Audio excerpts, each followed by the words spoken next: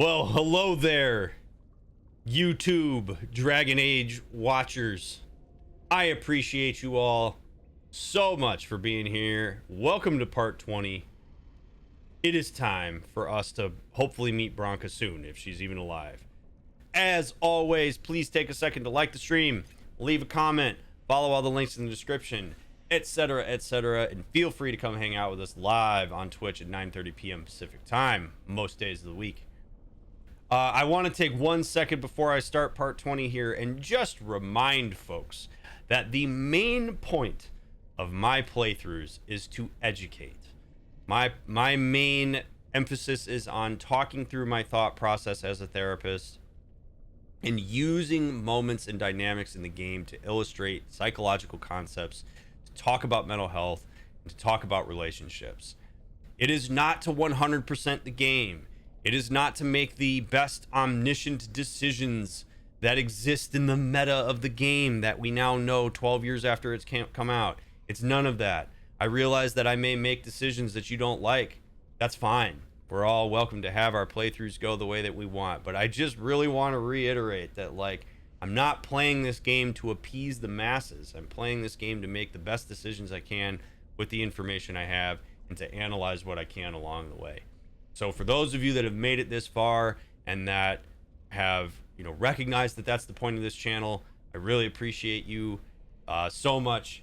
Those of you that don't seem to understand that and want me to play the game in a way that suits your needs as opposed to the purpose of this channel, I don't really know what to tell you. If you decide you don't want to watch anymore, I could completely respect that decision. But just know that, like, there's a reason why I do what I do. There's a million Let's Plays of this game. And so I try to bring the therapist and psychological aspect to it. I don't claim to be right on all my analyses, but I do think that's why you probably watch me. So that is what I'm going to continue to do. So without further ado, thank you all for being here. Thank you all for making the effort to watch these videos. And I hope you enjoy this episode as much as I know I'm going to enjoy bringing it to you. All right, let me make sure my levels are good. I recently updated OBS since the last episode, so this is the first time we're gonna have the new setup, so hopefully everything is good. Should be. So those of you that are in chat, please let me know if anything sounds off relative to what you've been used to, but hopefully everything works out nicely. All right, we are about to go to the Dead Trenches, and that's supposedly where Branca was headed that way. So what do you think of the duty of the Grey Wardens so far? I mean, it's fine, I guess. I'm not really a huge fan of the Grey Wardens, though. I mean, I appreciate the need to get rid of the Blight, but the Grey Wardens have some weird ways of going about it.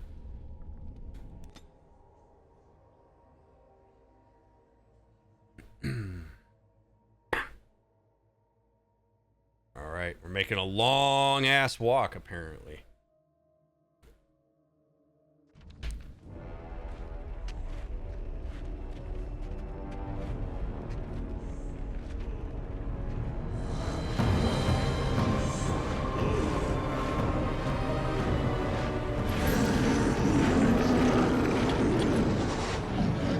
This isn't great. I hate this.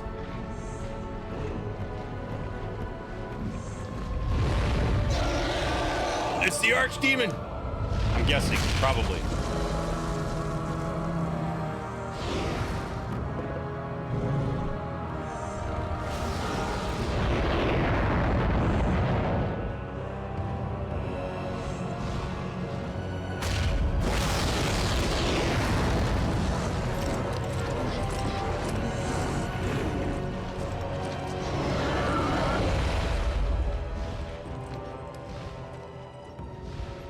Oh boy. On second thought, let's not go to the deep trenches. This is a silly place. The Dead Trenches. Sound terrible. Oh my god. Good thing I paused where I paused after the last episode. Am I right or am I right? Oh boy, we're gonna have to fight so many people. Oh, let's help the dwarves.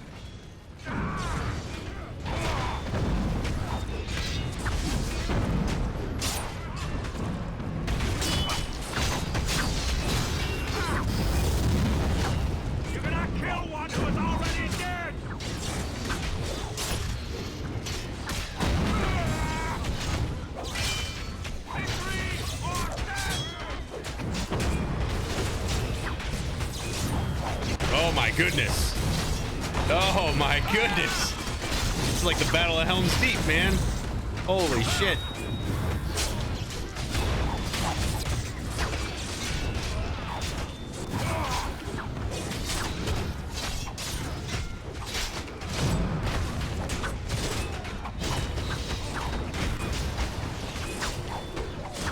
I need all those dwarves to stay alive. Stay alive, survive. Woo. My new brothers in arms. I entreat ye to a conversation about my ability to meet Branca. They hold us here. When the throne is settled, we'll beat them to their vile birthing grounds. Okay, man, Yes. you guys got a lot of stamina. All right. Holy hell. Alright, there's just lots of lyrium. Alright, Cardall, what's up, man? A Trasvala, Grey Warden. I've never seen one of your kind in the deep roads.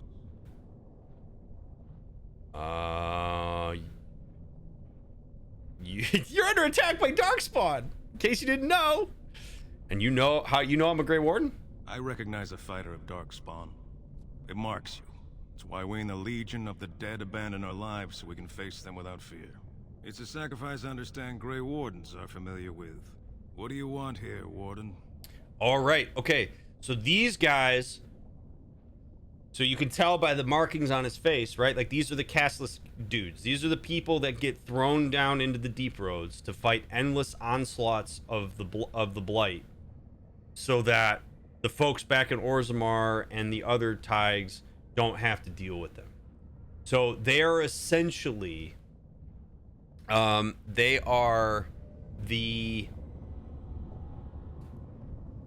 the Grey Wardens of the dwarves, is my understanding of it. Okay, I could be wrong, but that's kind of what I've gathered. So these guys are like, this is literally their entire purpose, is to fight the Darkspawn down here, because I suppose it's better than living in Dust Town. So I need to find Paragon Branca. I mean, that's literally why I'm down here, so I'm gonna shoot straight with this guy. Need to find Paragon Branca. Go put this dull idea in your head. We got other things to worry about in Orzammar. Ah, now I see. The Deep Lords in the Assembly can't make up their minds, so the Pretenders need added influence. I get that right? Give me a better idea. It's not my job to shore up the Assembly chasing dead legends. The Legion holds a line so those fools have time to put an ass on the throne. After that, we'll be the first into the dead trenches. Might even tackle your blight, though that's a surfacer's problem. You want to go digging blind? You go right ahead. Hey, I can appreciate his honesty. This is a beautiful example, absolutely beautiful example of how people on the lowest rungs of the social ladder, people with the least amount of privilege, that are the most furthest oppressed, know what's happening in all the levels above them, because they have to. This guy knew within 2 seconds of me coming down here what the deal is. He comes down, he goes, oh yeah, I get it. They're trying to figure out who wants to be king. They send a Grey Warden down here to find Branca so that she can go put an ass in the seat. I understand how this place works, because he has to understand how this place works. He has to understand that because his survival's at stake as it relates to that. He knows full well that I'm not here to protect him. He knows full well that I come down here, and if it means sacrificing him in order to find Branca, I'm probably going to do it. At least that's what he has to believe in order to survive. The nobility doesn't know the first thing about what these guys are up to. They don't have to care. The only people in the nobility that understand what these castless do down here in the trenches are the people who want to pay attention to it. Because there's no real need to care about it. As long as they're doing their thing, as long as they continue to be the arm of the monster that they need to be, cool. We're not worried about it. If they turn around and start coming up out of the tunnels and start pushing back on the nobility, then they'll care. But then they'll care insofar as they can save their asses. So this is a beautiful example of just how in tune the lower levels are with the levels that are above them. This is the lowest of the low right here, for the most part, because he's castless. Tell me more about the Legion of the Dead. I want to learn more about this guy. I want to show him that I give a shit about him. We die in the eyes of our brothers so we can fight without fear. It offers redemption for the promise of the greatest sacrifice. That's all you need to know. To say more invites judgment, or worse, imitation. It's totally fair for him to assume that that's how I would approach this. Totally fair. And honestly, I don't really know that I need to know much more about it. You should be more concerned about the blight. It's the most pretentious ass thing I could possibly say to this guy. Man. That's the other thing, is we all have a tendency sometimes, particularly like if we're in a space, I'm gonna use the phrase relative privilege. A lot of people don't necessarily understand what that means, so I'm gonna make sure that I explain it. Relative privilege is, in any given context, if you have 5 people in a room, their experiences and like what they were born into, the opportunities that they have, it creates what's called relative privilege, where certain people, by virtue of who they are and where they come from, have had more opportunities and have more opportunities going forward, or those opportunities are easier to achieve and attend to than other folks in the room. It's not a dick measuring contest. It's not something where people have to feel bad about having more privilege or anything like that. It's just an acknowledgement that there are different levels of it in a given space that we're in. There is a tendency with folks who have more privilege and have more access and don't have to worry about some of the things that people down on the lower level have to worry about, to assume that folks with less privilege care about the same shit. And more often than not, you're wrong. So if I was to assume that this guy gives a shit about the blight, or even insinuate that he should care as much as I do about the blight, I am completely missing the mark on his experience, because I'm not paying attention to where this guy comes from and what matters to him. This guy's down here fighting the Darkspawn for an entirely different reason than I, as a Grey Warden, am fighting the Darkspawn. And it's important for me to acknowledge that, to validate that, to understand the constraints that prevent him from caring more about the blight that I care about. It's on me to get into his space and understand him, not vice versa, in part because he already understands my plight based on what I just talked about 10 minutes ago. So for me to say you should be more concerned about the coming blight is ridiculous. So I'm going to ask him more things that he would know about and care about, and we're going to engage with him on his level, which is not one that's subordinate to me. It's just meeting him where he's at in his context, so that hopefully we can get some good information in order for me to find Branca. I do quickly want to acknowledge Project Boof Demon. Thank you so much for the raid. I appreciate that so much. Those of you coming along with Project Boof Demon, this is a spoiler-free, backseat-free run of Dragon Age. It's a blind run, so please do not spoil. Please don't tell me where to go, and please don't ask if I've done something yet if you don't know the answer, because you may spoil something. I do hope that you'll stay around and hang out. I am DrMick. I'm a licensed couple and family therapist, and I use my knowledge as a therapist and as somebody who has a PhD in human development to do Let's Play content to educate folks about different psychological things, sociological stuff, mental health, relationships, all that fun stuff. If that sounds cool to you, stick around and hang out. We'd love to have you here. All right. Ever hear of the Anvil of the Void? Like dusters, I've heard of respect. Never seen it. And if it exists, it wasn't meant for me. But if you're looking for paragons, you may as well look for the Anvil. And endless lyrium. Alright. Take care, man. Good luck, Grey Warden. Be careful. By the way, is the volume better now? Statue. Orzammar History, Chapter 2. Did we get Chapter 1?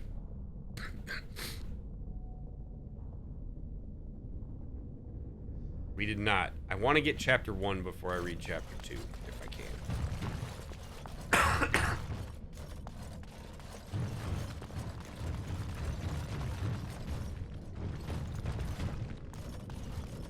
Alrighty. What up, Dark Spawn? God, we're gonna have to fight so many of these guys down here.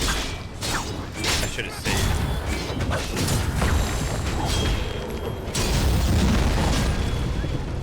Hell yeah, Alistair.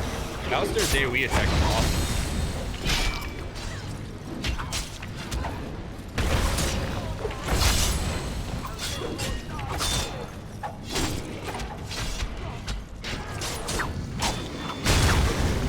Camera's being a little weaker.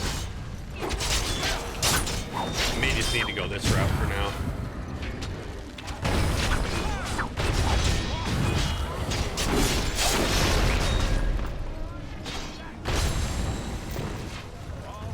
Little D&D action. Combat's still a little loud. Yeah.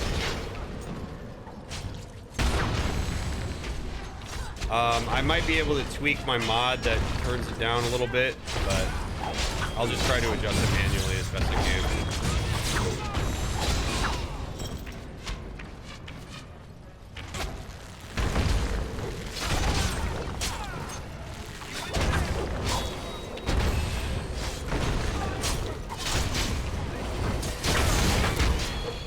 Whoa!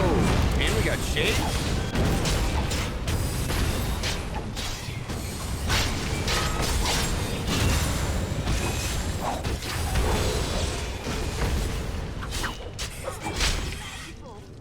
Holy cow, man. I'd rather just answer questions 3 to get across this bridge than deal with all this shit.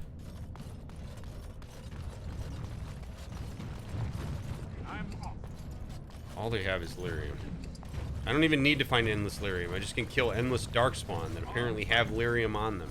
I'm not even gonna worry about this shit.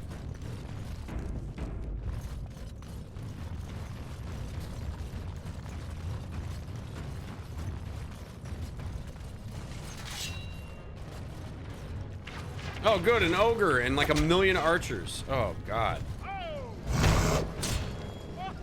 No, guys, what do we... Okay, you know what? Fine. I'll take out the ogre.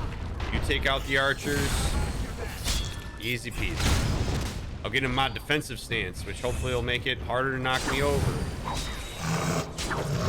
This is gonna get really... This fight would totally suck ass on anything but easy.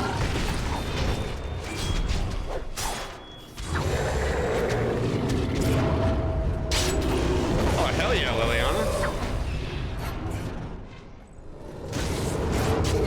Going all Alistair on his ass. Alright, I'm coming for you. Come here. Attack me. I need aggro. There we go.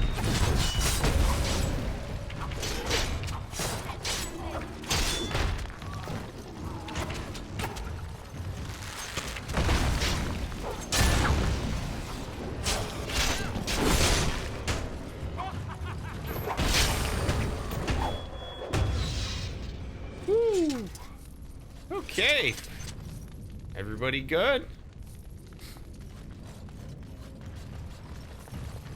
My word.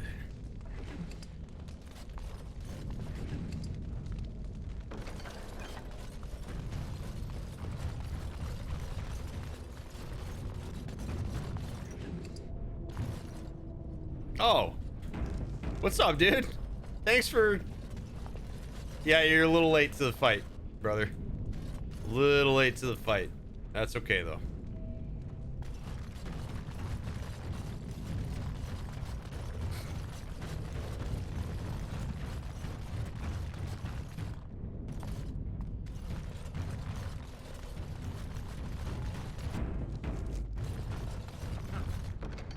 Small darkspawn shield, not interested. Runestone.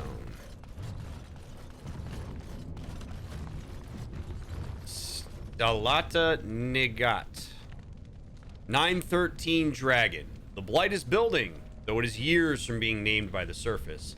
But the memories know the signs. The Legion has lost Bonamar, though in truth it was lost to the living long ago. The spawn are moving freely and have numbers even the memories haven't seen. They will surge, release. We will fortify and follow. That is the way, and will always be so. Until we fall and the surface wonders what has changed. From Chapter 49 of Stellata Nagat, The Stone Unheld.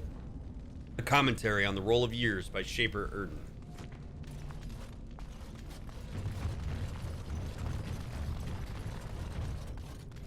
Honestly, I don't blame those guys for letting me tank that. They've been dealing with a lot of shit. They get a little bit of a rest, some reprieve. No, none of my people died, so we're good. What is this little cave over here? Alright, let me go talk to these guys, see what's up. You got anything more to say, man? Like, hey, that was really badass, dude. It was cool to watch you kill that ogre. Well, Grey Warden, I'll give you credit for backbone. You've dug a line through the spawn. Still no sense in your head, but you've got skill. Good luck, Grey Warden. Thanks, man. I appreciate that. Not that I was needing your reassurance, but the fact that you could say nice things like that to me. You're a real sweetie pie. Alright, so this door, no bueno. Thank God there's a giant open cave to the left here.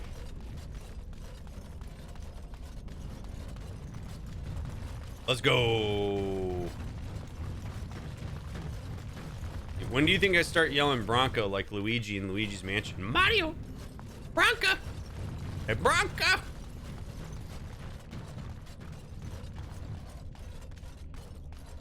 Mario! Mario! Yes. My favorite part of Luigi's Mansion. Just constantly making Luigi yell out for Mario. Mario!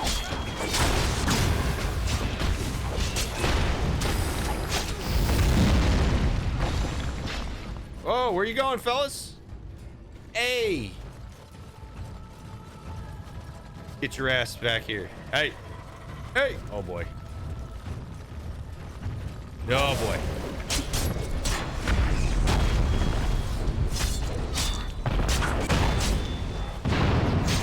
Oh! Jesus, guys. What are you doing over there?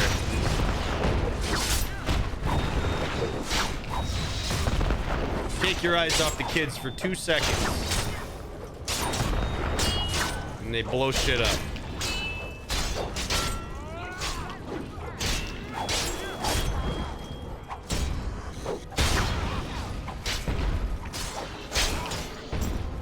Is that a spell or a trap? No idea. We'll just say yes for ease of explanation.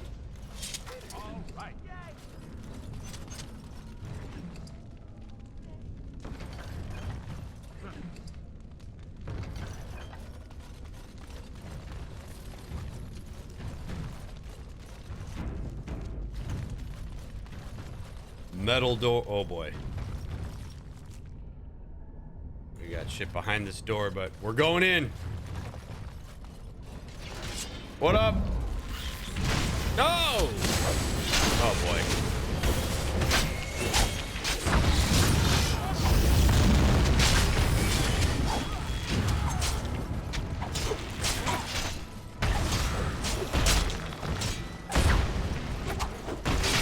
There's a lot going on in here. What are you guys doing in here?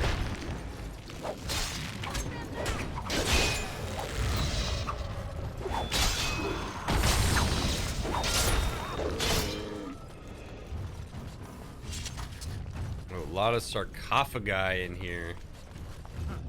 Dwarven armored gloves, not interested. The loot diversity in this game leaves a lot to be desired. Runestone, hell yeah.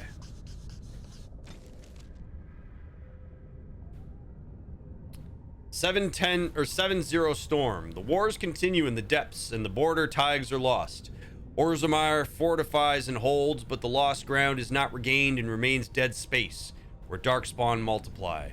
It was a surge, but the surface was not breached. There was no great archdemon behind them. No blight was declared, no rallying cry was given. The wardens slumbered.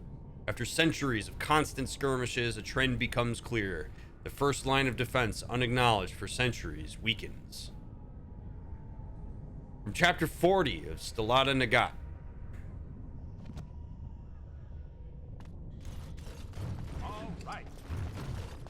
mean, that would suck.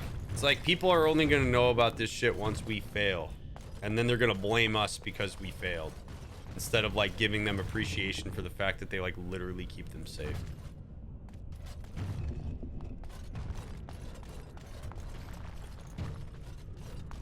Like, I mean, in the nobility, like the nobility doesn't even virtue signal to the castless who are down here fighting the blight. They just straight up are like, nah, y'all are pieces of shit, and that's what you're supposed to do.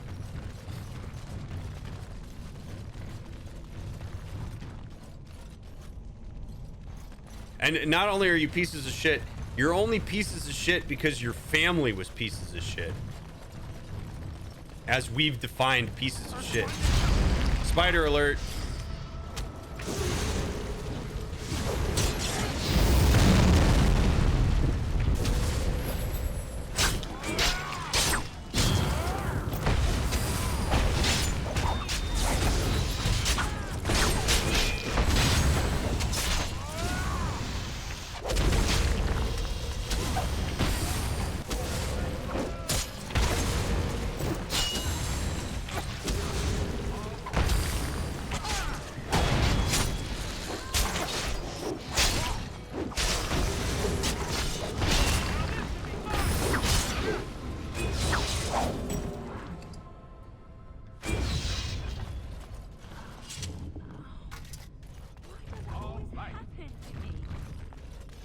What is what always happening? Oh no, did Liliana... Oh shit. Sorry. Jail, how you doing? Good? Okay. Alistair, you're hurting? Alright. Let me go ahead and use that, buddy. Okay. Let me go ahead and level up. Level 15.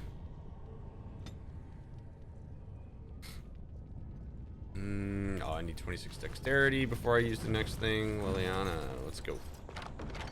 Nothing. Anything else in here? Any lore that I could care about? Probably not. Just a bunch of... What is this? Engraved silver bowl. A valuable silver bowl engraved with a pattern of vines and leaves. It didn't show any value, but... Silver chalice. Engraved with a geometric design. Maybe that will be something that we care about later.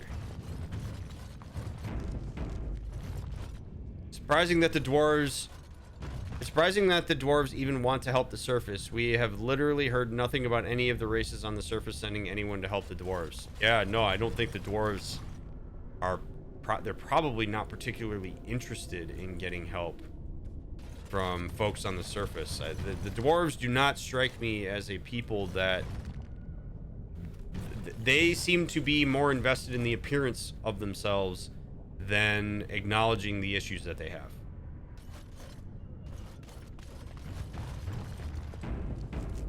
Yes.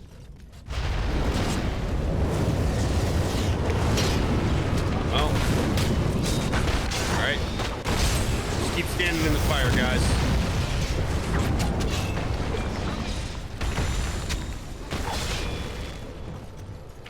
Be careful, it's a trap.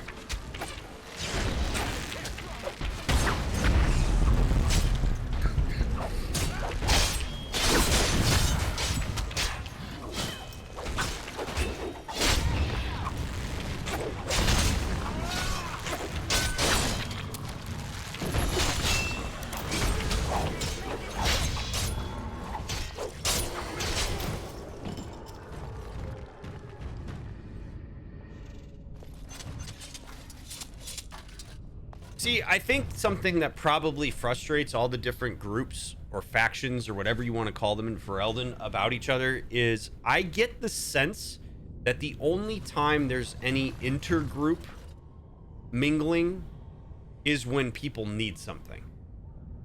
So it's like I'm down here meddling in dwarven affairs only because I need them in the fight against the blight.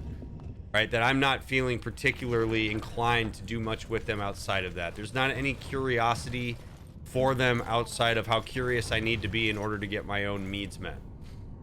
And it seems to be the case kind of like within the groups just across Ferelden that that's the case.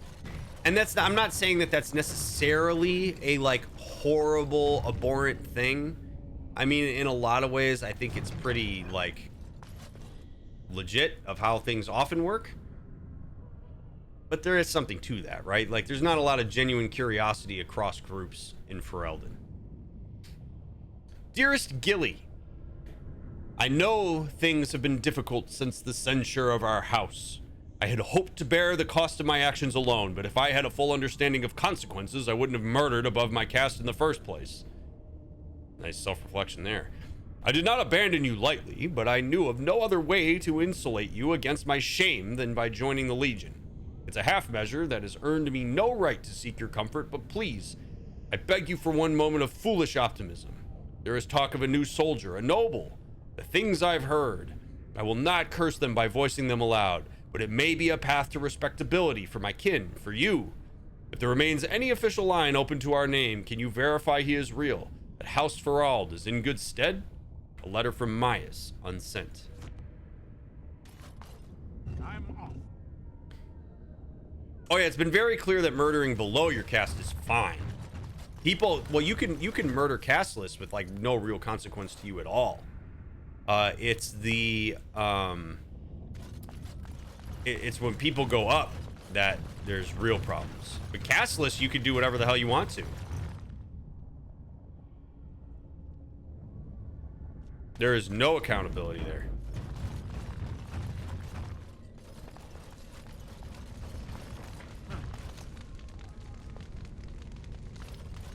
And I will do just one more reminder for those of you who may be rolling in here, or even if you're watching on YouTube, because this does extend to folks on YouTube. Remember, this is a spoiler-free run of Dragon Age. Do not provide any information that goes beyond what we have already learned or gathered. It is not appreciated.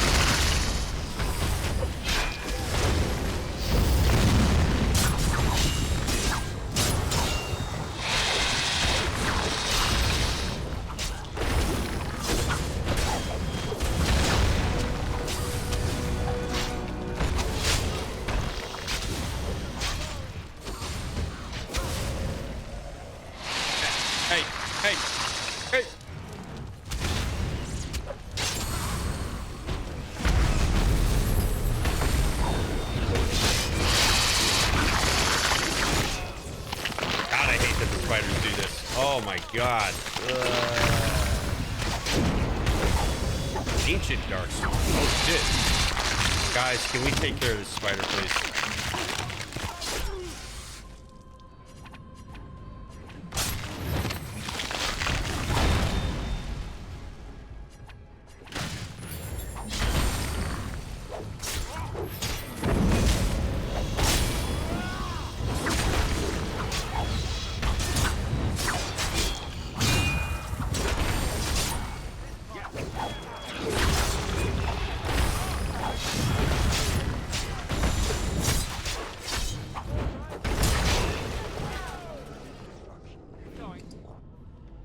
Topsider's blade. Ooh.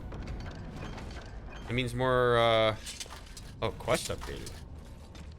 You have found all the pieces of the Topsider's sword. Returning it to his corpse may bring him some peace. The Topsider's final resting place is in the caves east of Orden Tide. Alright, we gotta remember to do that. Demonic poison. Yes. Maybe that's valuable. I don't know.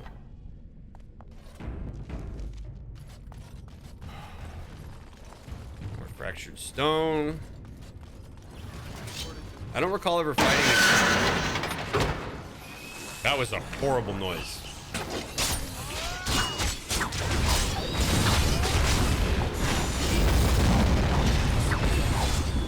I don't even know what that noise was. I'm very sorry.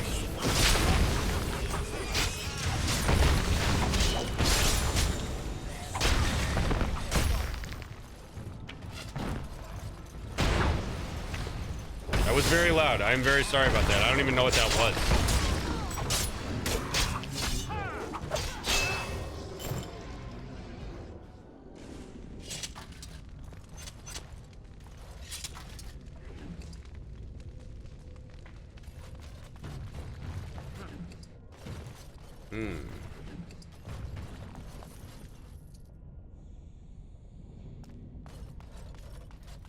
I am not fond of this place, I will say. The Deep Roads is not my favorite place that we've hung out.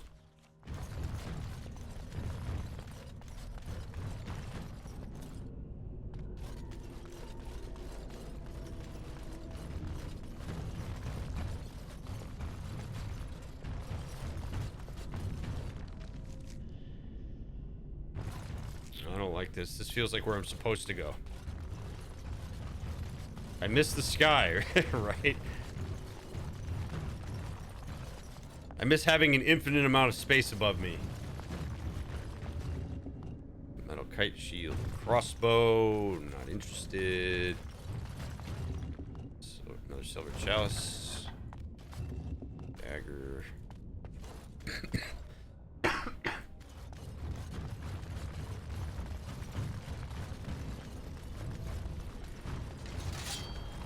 Great. Oh my god!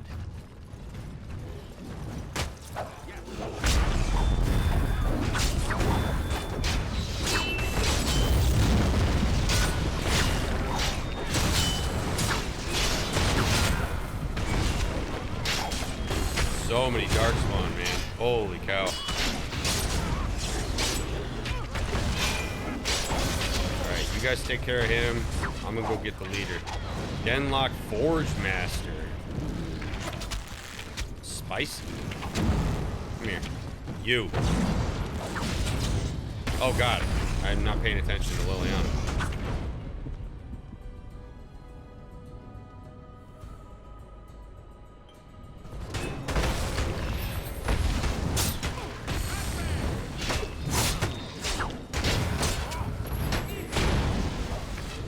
Oh wow, I am getting my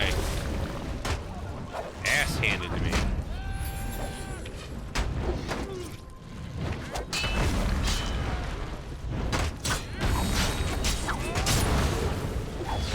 Alright, you guys keep fighting that person. I'm gonna take out the ads.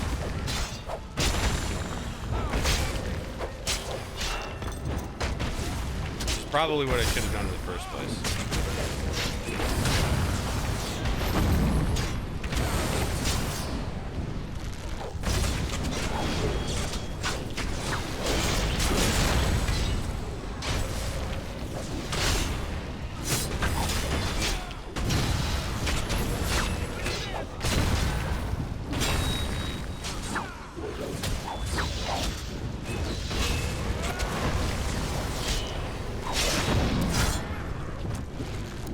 Nice job, guys.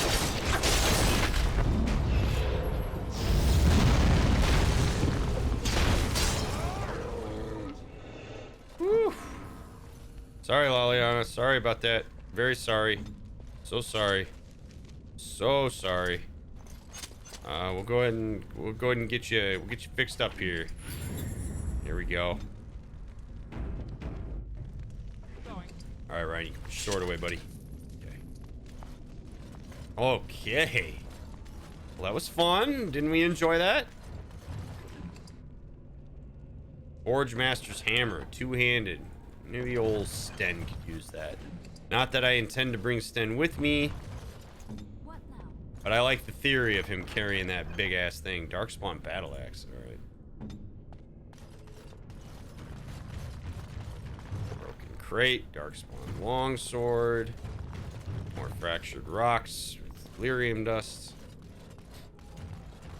Sometimes mid-fight you just need a nap. You know what? You're not wrong.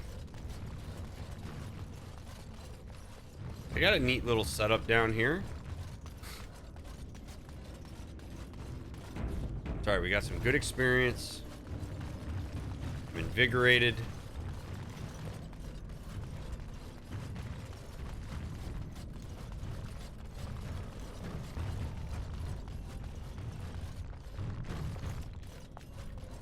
Okay. Please don't be a dragon on this bridge. Please don't have a dragon on this bridge. Please don't have a dragon on this bridge. Alright. I can handle these. This is no problem.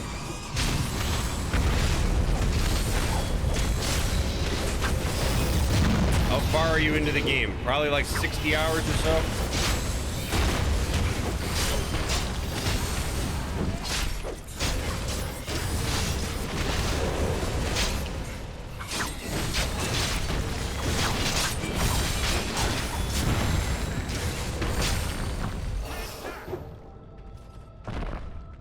Okay.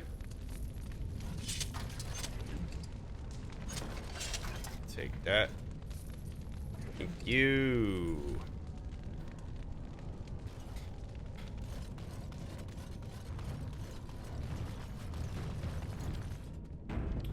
There is chaotic, but I don't care enough to use it.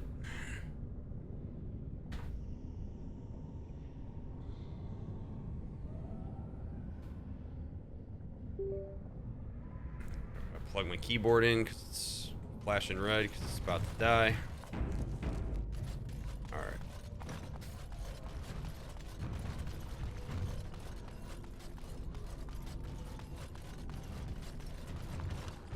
Runestone. Codex.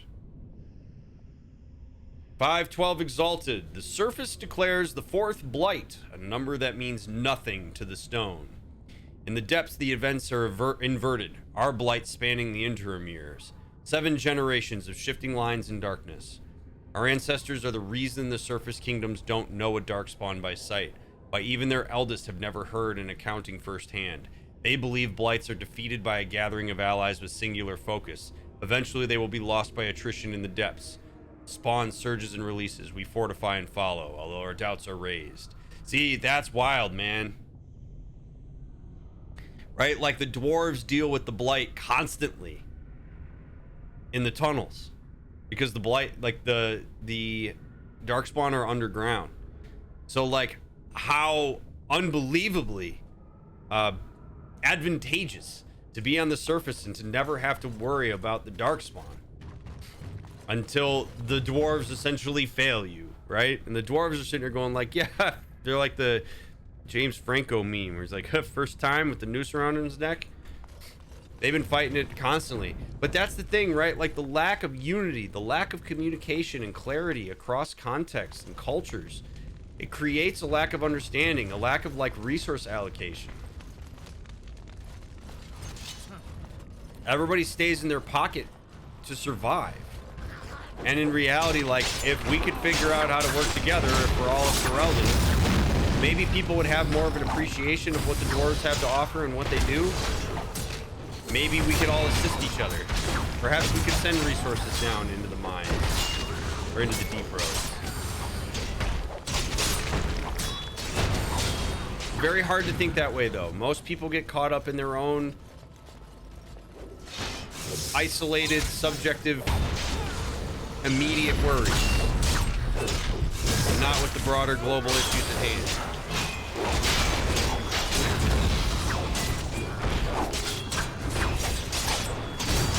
Yo, what's up, Widgie? Holy hell, you're getting a lot of love tonight, and I love it. Widgie, hello, friend. I appreciate the raid so much. If you're here and you don't follow Widgie, please, please, please make sure you do that. I'm sure many of you know who I am, but if for some reason you don't, I am Dr. Mick. I'm a licensed couple and family therapist. I have a PhD in human development, and this is Game Sessions with a Therapist, where we play cool games like Dragon Age Origins, talk about mental health, psychology, therapy, and more in an effort to destigmatize those things and bring information to people who wouldn't otherwise have it in a responsible and ethical way. During these Let's Plays, which this is a blind run of Dragon Age Origins, so please, please, please do not spoil. And do not backseat. I use these games to illustrate psychological concepts and to talk about relationships and mental health. If that sounds cool to you, this is a good place to be. Widgie, I hope you had a wonderful stream. All right. I am looking forward to meeting you this week.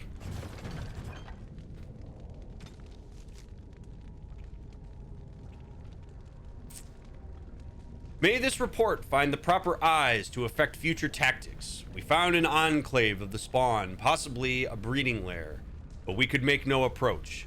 There were far more spawn than anticipated, and I divided the squad to draw the main body of the horde away. I do not expect to survive, but I have made certain that most of my men will see another day. I am torn by this, as my petition will go unheard, and that may curse many more of the Legion than would die here. But I simply cannot abandon the men that I have looked in the eye and called brother. Perhaps they will not thank me for this, believing themselves already dead, but where there is life, there is hope. I will not be the last to see their worth.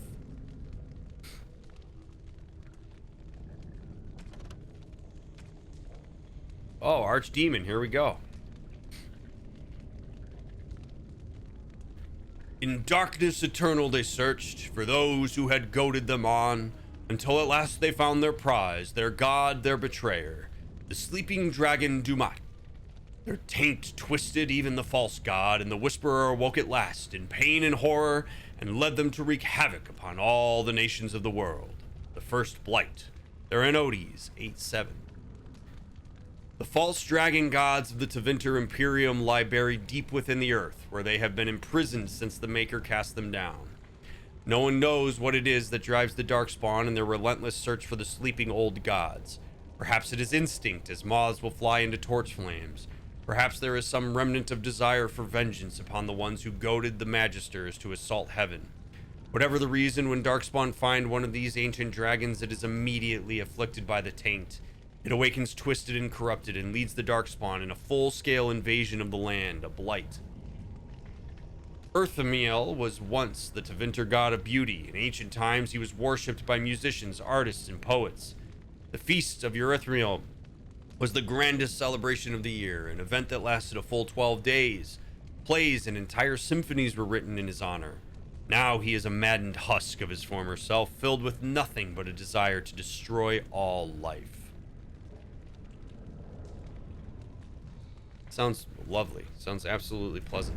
I should have picked up the boots for that armor back when we were in that one sarcophagus, and I did not, knowing that there's codex that goes along with it.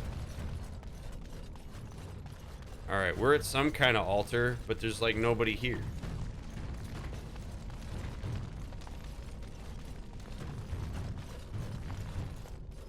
Perhaps through this door. First day they come and catch everyone.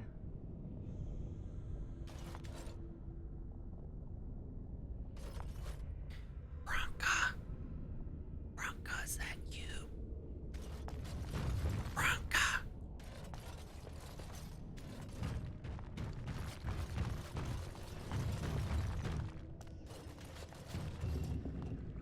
I don't like this. I'm not a fan. The flood's here and it's not cool. Second day, they beat us and eat some for meat. Generally, I don't recommend that you walk towards spooky, headless, bodiless voices. But in this case, we'll make an exception for the content. Turn and it's another girl's turn. Sixth day, her screams we hear in our dreams. Maybe it's another tree with all the rhyming. Seventh day, she grew as in her mouth they spew.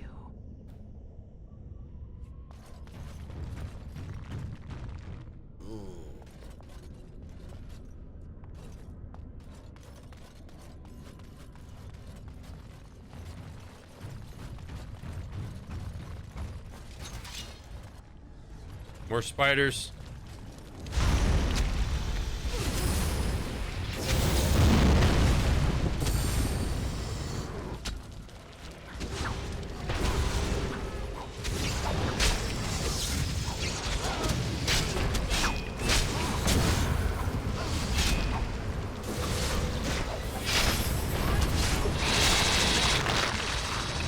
Oh shit, it killed me!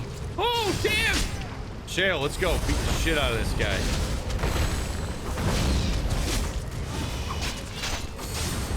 I don't know what this does.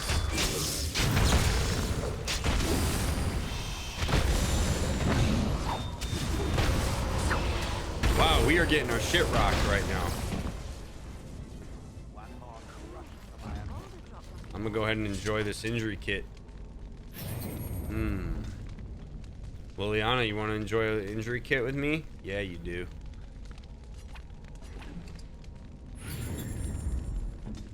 Okay. That was fun.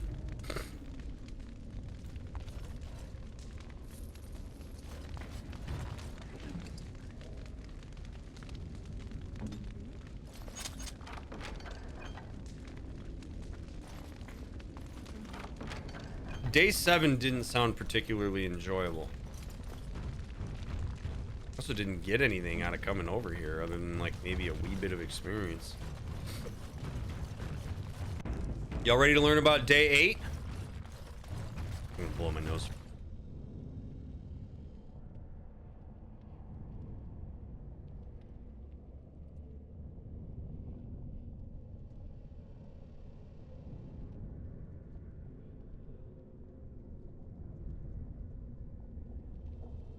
All right.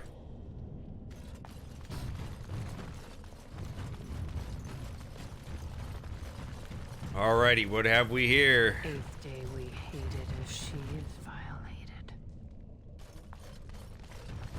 Dude, I'm not liking where this is going. 9th day she grins and devours her kin.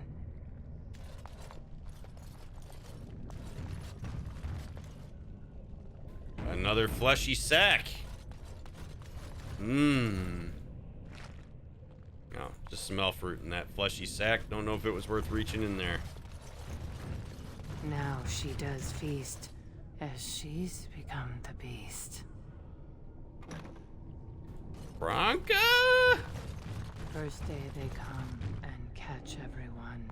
2nd day they beat us and eat some from meat. 3rd day the men are all gnawed on again. 4th day we wait and fear for our fate. 5th day they return and it's another girl's turn. 6th day her screams we hear in our dreams. 7th day she grew as in her mouth they spew. 8th day we hated as she is violated. 9th day she grins and devours her kin. Now she does feast as she's become the beast. 1st day they come and catch everyone. 2nd day they beat us and eat some from meat. The men are all gnawed.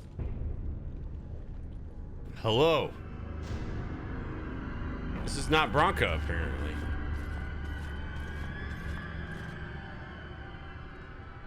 What is this? An elf? Exotic and impossible. Feeding time brings only kin and clan.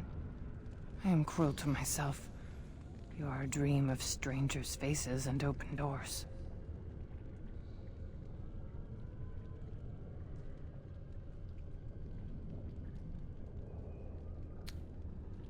Ooh. All right. I don't know that I can help her. You've been forced to eat your kin. Would engage her as if she's cognitively available, which I don't know whether she is or isn't. This darkspawn corruption that looks different does not help this situation at all. I could examine her, but that might... There's something very aggressive about that. Right? Like, imagine for a second if you're like struggling, you're in your space, and somebody comes up to you, you say something to them, and then all they do is just come closer to you and try to examine you. I don't know many people that would be okay with that. So we're gonna try to be as disarming as possible, and I'm gonna do that by asking this engaging question. Like, you've been forced to eat your kin? And others. Fresh, not those who turn. Killed right here. And were fed. Laren first, but I am filled. All I could do was wish Laren went first. I wished it upon her so that I would be spared.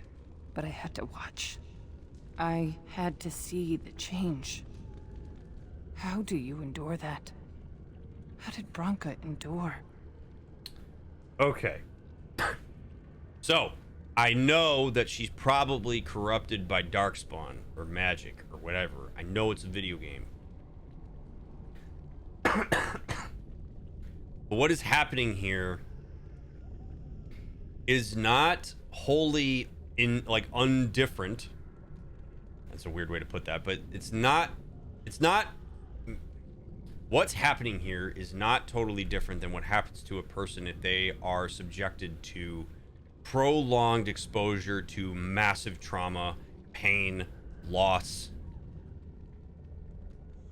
Like, this is how people present.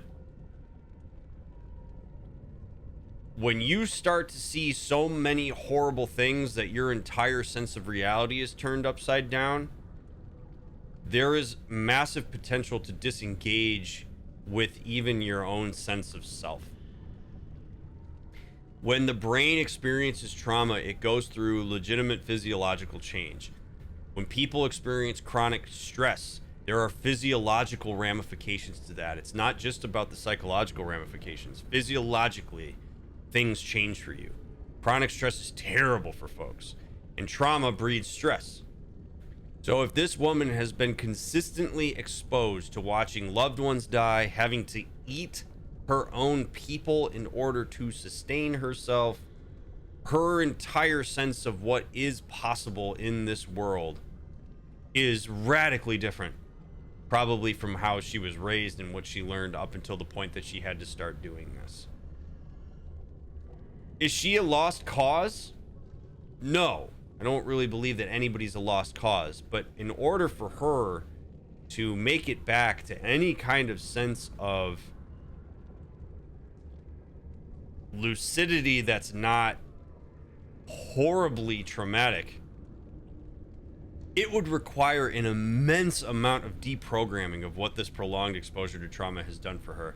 And she may not ever be quite the same as what she was going into this, because the reality is she has seen things that many of us may not even be able to imagine,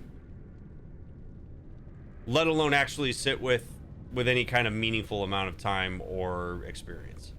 So it's what we're dealing with here is unsettling in the sense that she feels gone. She doesn't present the way that we would typically expect somebody to present. She's saying things that are in some ways nonsensical, in some ways they are. She's talking tangentially about her experience in a way that maybe even assumes that we know what she's talking about because this has been her reality for such a prolonged period of time, but we don't actually connect with that. So not only has she experienced prolonged trauma and all this wildness in her life, she also is isolated in it.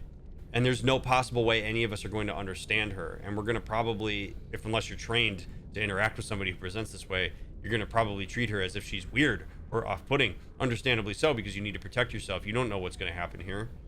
I mean, this is really, really tragic that we're having to engage with this woman and that this woman has had the experience that she's had leading to this point. But this is how people present if they are exposed to long-term chronic trauma over and over and over and over again, whether it's the same type of trauma over again or whether it's just an absolute onslaught of differing types of trauma.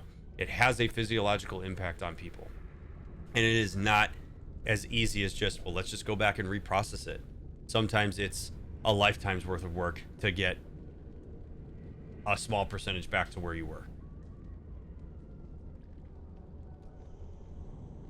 Brutal, man.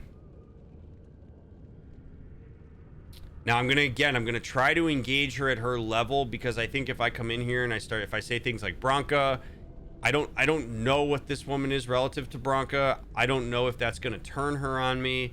So I'm gonna work with the language that she's giving me, right? Had to see the change. How do you endure that?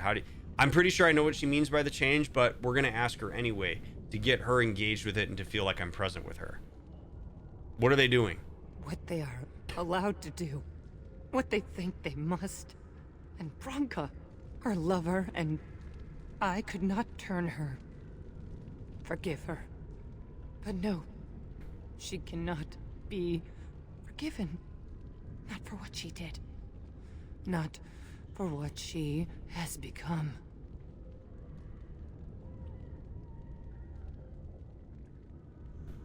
Yeah, so me saying her name here is a pretty key thing, because there's a grounding to saying folks' names in moments like this. And then that, I think she said Branca, right? So like now we're engaged with her in that level. So what did she do, Hespeth? What did Branca do? I will not speak of her, of what she did, of what we have become. I will not turn. I will not become what I have seen. Not Laren, not Branca.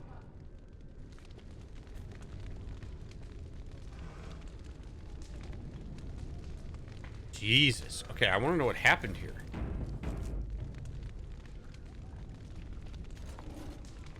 Because I haven't seen shit like this. At least not that I can recall. I only know her name because I walked up to her and the name was above her. I don't know if she said her name out loud or not. Oh my god, this is bad, man. This is really bad. Some sort of like weird ass noise in the background too. Like, I don't know how much of this area is like, I don't know how the archdemon exerts influence. She became obsessed. That is the word, but it is not strong enough. Blessed stone, there was nothing left in her but the anvil. Okay, so Branca had some nasty adverse effects apparently. Either being down here or being obsessed or who knows. Oh god. Hey, there's only so much of me to go around here, eh?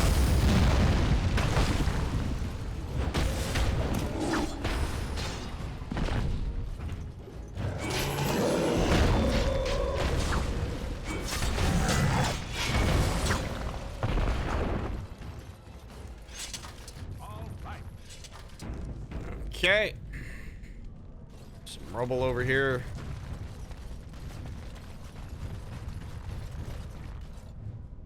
Load limit reached.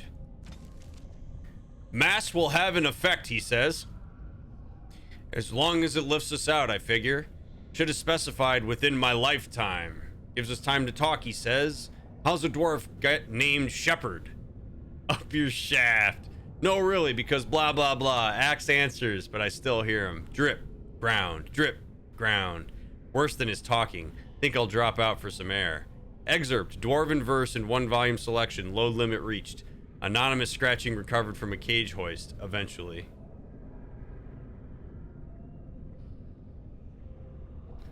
Well done, BioWare. Well done. I would have worried that asking about her experiences directly could be damaging and digging into her pain more deeply. Is it a matter of working with what she's already bringing up, or how do you gauge what's appropriate to ask about? Yeah. So if she's bringing it to us, it is arguably safe to say that it's okay to go there and ask like a clarifying question. A lot of people worry sometimes that asking clarifying questions or even probing a little bit is going to further traumatize a person. It's not. You're not going to say anything to a person that's more traumatic than the trauma itself. Probing just to probe?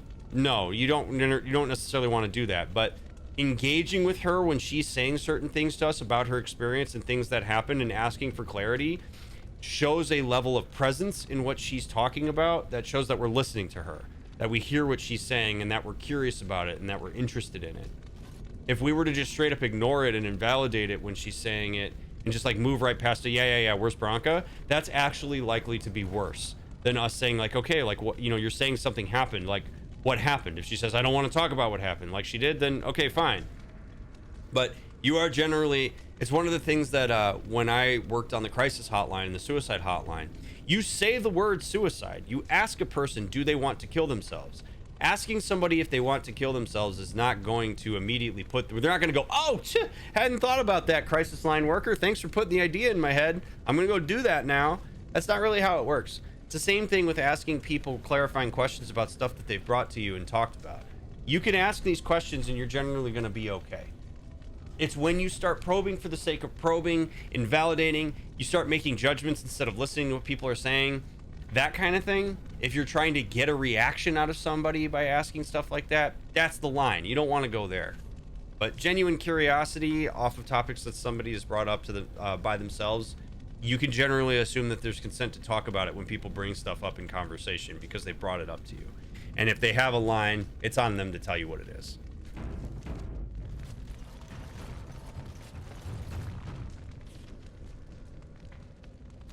It's a good question.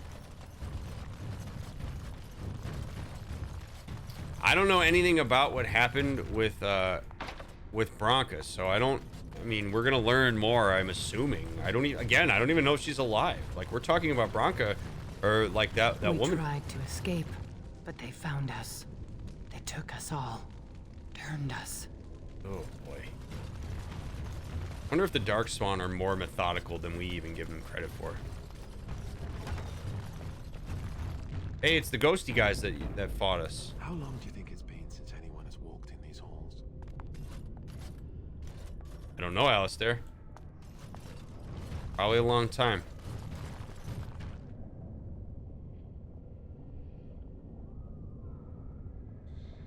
Ooh, Legion of the Dead Relic. Legionnaire Altar. Okie dokie.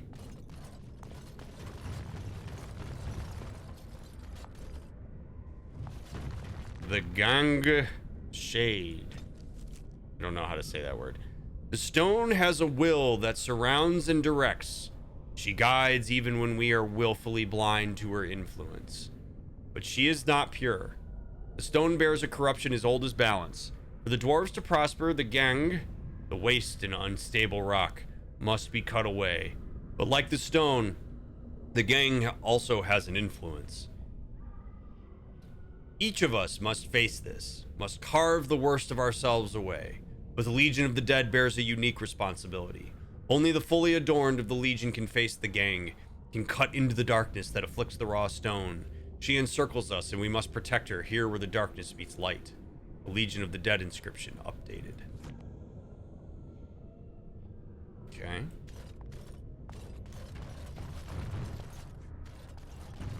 Legionnaire Altar. All right. Helm of the Legion, made of dragon bone, and a Legionnaire key, an ancient key that unlocks a door. And Bonamar, the Dead Cast. Casualty, Durius Ferald, Lieutenant, found dead with his squad. The corpse was left untouched, suggesting the Darkspawn feared his spirit even in death. His ferocity, defending his men, was corroborated by survivors before they succumbed to corruption. It is rare for a soldier's actual death to exceed the honors given in his enlistment, but Ferald was an odd one, an agitator. His eccentric promises were disruptive, and I fear his death may demoralize more of the Legion than actually hurt his fantasies firsthand. He was committed to the stone with his insignia, as honorable a burial as we can manage with the spawn at our heels, but officially he has formed a second front. Better his foolish hopes are diluted by time than killed outright. From a bi-weekly casualty report by Sergeant Unger.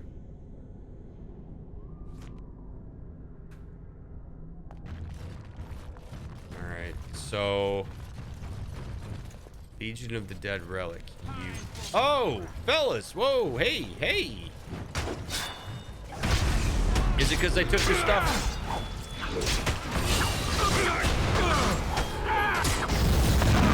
Because I took your stuff, isn't it? These guys are strong.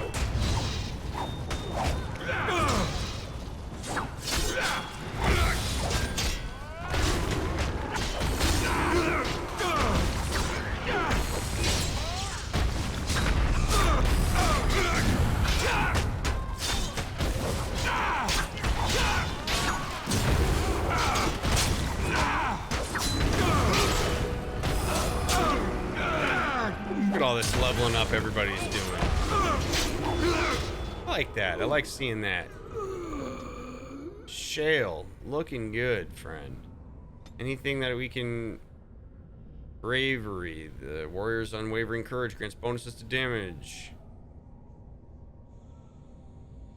Renewed assaults. Regenerating bursts. Let's do bravery. Previous. With strength. And bravery. Play. Liliana.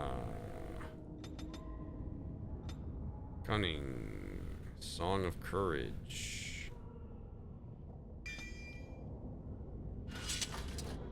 Alistair. Waiting. Okay. Alright, now I'm interested to know, what do I do with this? Use.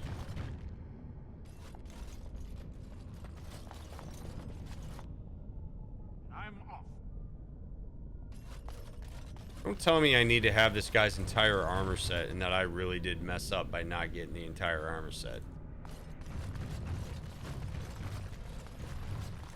The men, they kill. They're merciful. But the women, they want to touch, to mold, to change until you are filled with them.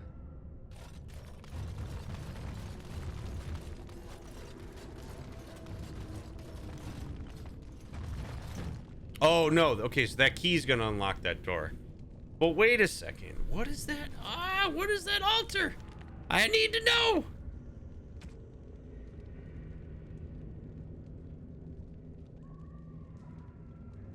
Oh, man. I don't want to backtrack all the way through this. Because, like, that armor was, like, way back here. Like, way back here. Oh, man. We do have the time.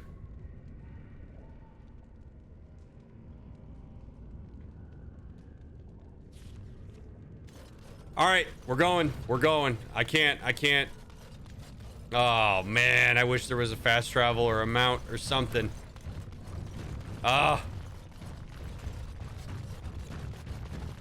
If you're watching this on YouTube, you can skip. I don't want a spoiler. I do not want a spoiler. It's just for you will know. So Mathblade, you will always know if I want you to spoil. Like, I will make it very, very, very clear that it is okay to spoil in backseat. I'm gonna go find out for myself. I'm gonna be real disappointed.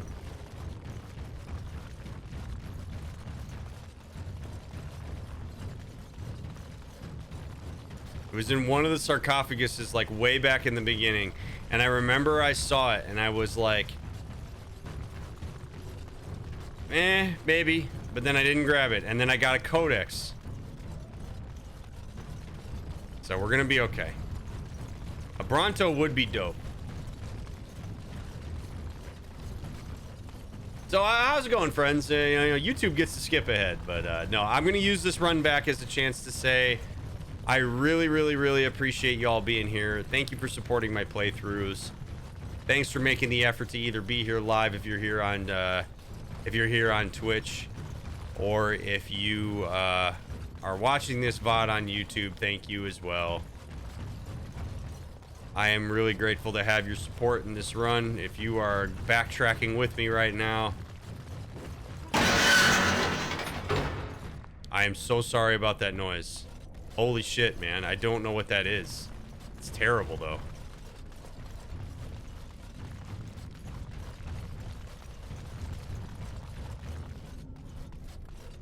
It's terrible. We've never heard a sound like that.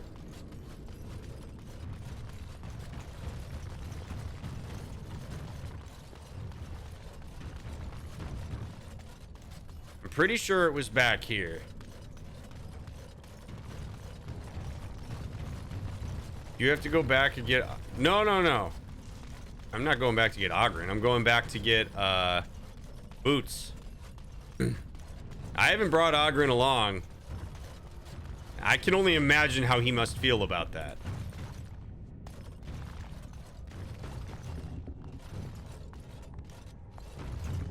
There we go. It actually wasn't as bad. Quest updated. The dead cast. Okay. Friends, we have argued long, but I would propose a different direction. It is not unprecedented that one of our numbers should end up in the Legion of the Dead. The memories attest to some bewildering falls from grace. Only his choice to volunteer has propelled this beyond mere scandal. The question we must ask is, does this serve us? The Legion has always seemed the last hope of redemption. If a noble joins their number, by choice no less, this can only do good things for enrollment. And we sacrifice only one foolish member, the last of a troublesome house. His reforms are better shouted at the Darkspawn than in these halls. I say, let him go. This is the writ that was passed. Durius, I hope you can live with your decision, because you're lost to it now. Minutes regarding the Legion of the Dead, addendum unknown. Okay, so we have quest updated. The tale of the dead cast has revealed the location of an unmarked grave in the dead trenches. Alright, we're going back. That actually wasn't that bad.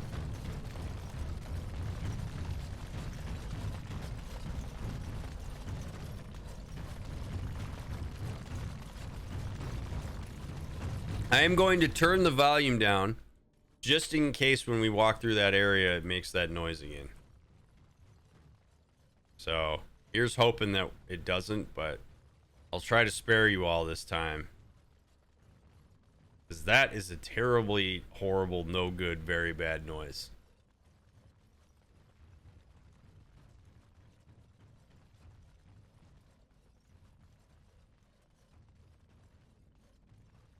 Oh, it's a trap. See? It's right here. It's this stupid ass wire. Liliana, can you disable this horrifically terrible wire? It appears that you can't. You just literally have to walk through it. Okay. That's not very nice, BioWare. My soul almost left my body the first time, right?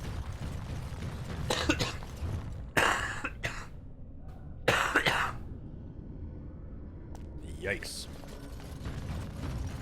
The trap of evil noise. I gotta be looking at the ground for rope from now on.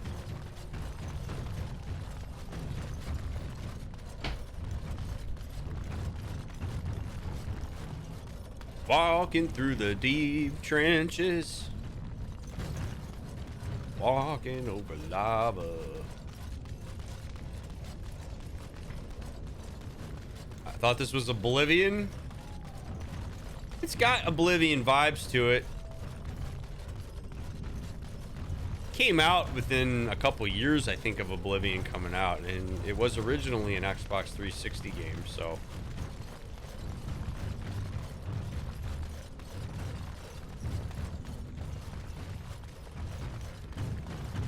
Great game, though. I've been really enjoying this playthrough a lot. Like, really, really, really enjoying it.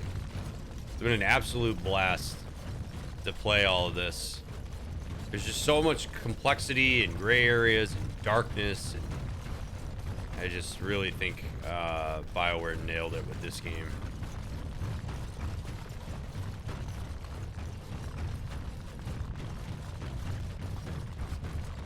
Alrighty. Now we find out what's behind door number 1 after we go to this altar. Now, if I just did all that and it didn't mean anything, I would just like to let you know that I appreciate the friends we made along the way.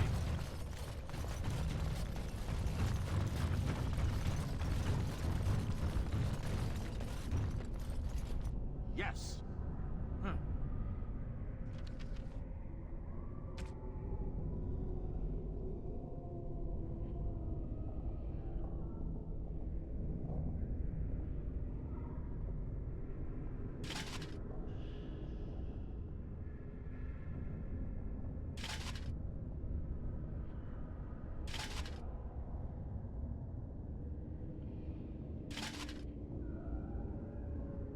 First of all, super badass armor.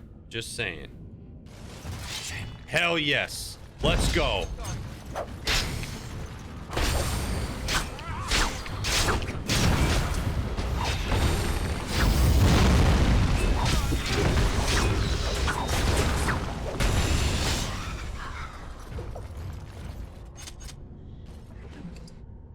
All that for a poultice, but I can say I did it, I guess.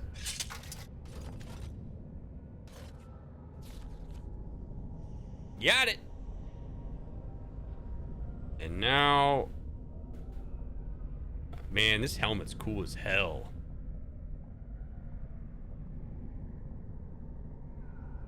Put the rock knocker on again. And we put my blood dragon plate armor on. And what was I wearing? I'm wearing gloves of diligence. I think that's what I was wearing. No, my gloves were like pink. Or at least I thought they were. But maybe not. Gloves of the Legion. I mean, are pretty cool. +4 attack, +4 armor. We'll wear gloves of the Legion. I'll wear them. That's cool. Kalen's Greaves. Juggernaut plate armor. What boots? Where are my boots? Juggernaut plate boots. Nah. Kalen's boots. Warden Commander boots. +50 mana or stamina. That's not bad. Whose boots was I wearing? That doesn't look right. Anyone's boots, I'm guessing. Okay. I'm a little mismatched, but that's okay.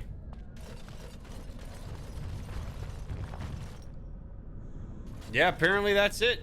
All right, but hey, I'm glad I did it. It was worth it. Now let's go through that door. That armor is really cool, though.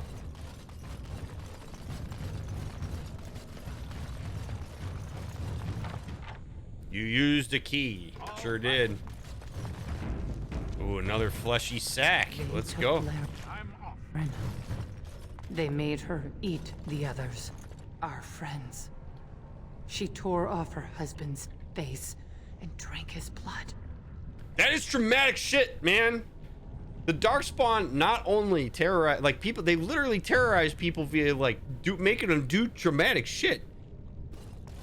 Like, the Blight sucks.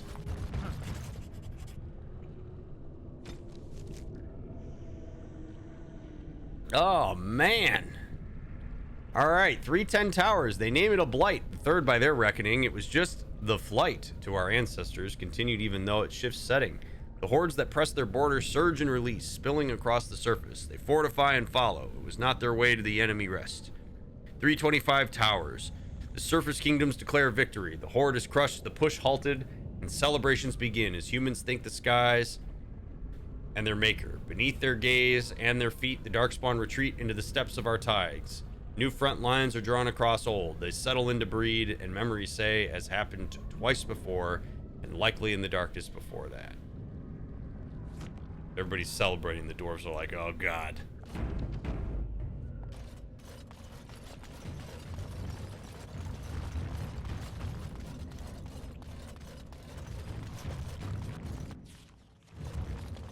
What is this? And while she ate, she grew. She swelled and turned gray, and she smelled like them. They remade her in their image. Then she made more of them. Yes. Dead cast insignia, a dwarven coat of arms with old ancestral ties. A new field suggests that its bearer intended either to join with the old house or create a new one. Which quest is that?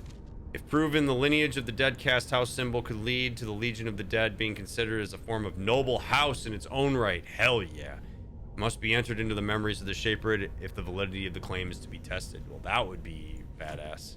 You'd certainly deserve it. Unless they're the ones making them eat the people, and in which case they're not good. Broodmother. Oh boy. Oh boy. This I hate where this is going. I really hate where this is going.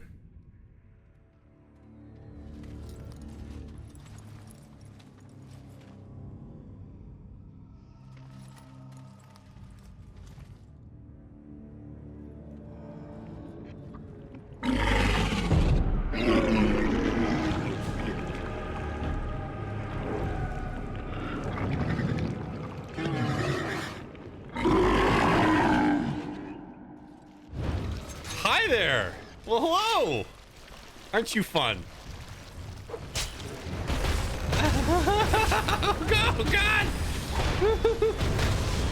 What the hell? You gave me 20 guesses on what was hanging out here. I wouldn't have guessed. I wouldn't have guessed this. I'm gonna tell you that. This was never what I thought this was gonna be.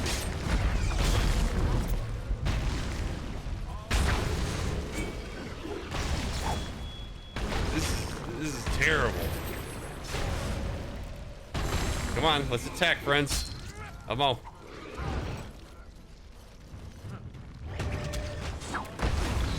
Alright, maybe. Oh my goodness.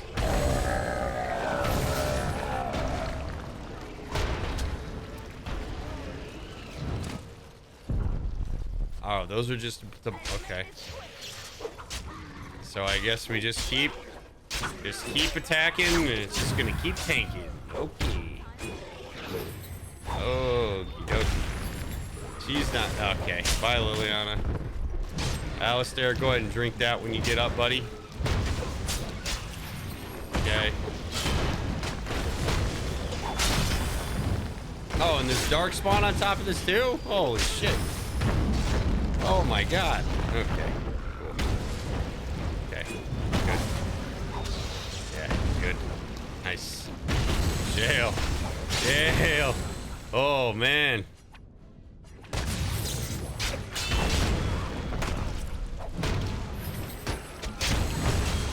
Oh, this is awful. It's like the worst fight.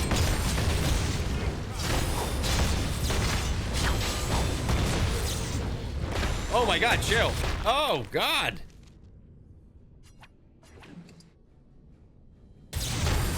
Oh, that was... Wow, that was close. Jail's taking it from every possible direction right now.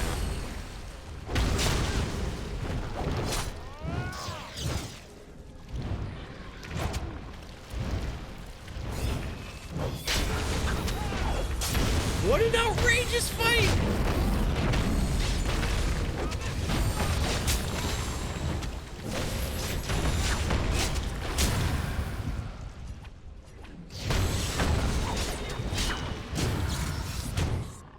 Oh my god!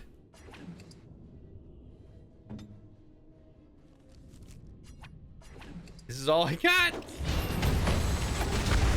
Shale, drink it. Drink the potion, Shale. Thank you. Oh my god, give it everything you got. We just gotta keep hitting her. Oh my god. Just keep hitting her.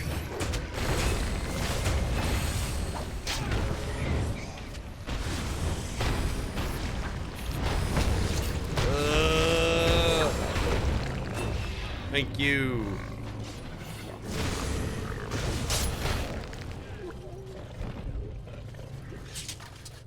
That's where they come from. That's why they hate us. That's why they need us. That's why they take us.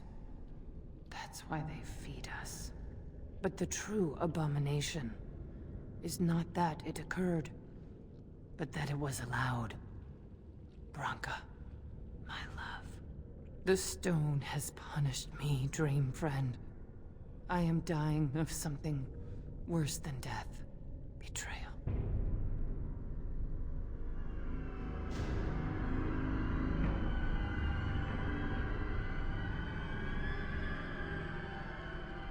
Okay, well, I mean, if you were a little less cryptic, I might be willing to, like, empathize and try to understand what you're saying.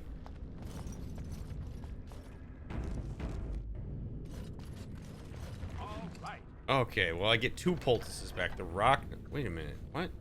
Dwarven massive armored boots. Effort. Just called effort. I'll take that. Emerald. Ruby. Ring of selection. Another rock knocker, man. I mean, rock knocker's pretty solid in terms of the physical resistance. I could potentially give that to Alistair. But he's got Kalen's helmet, though.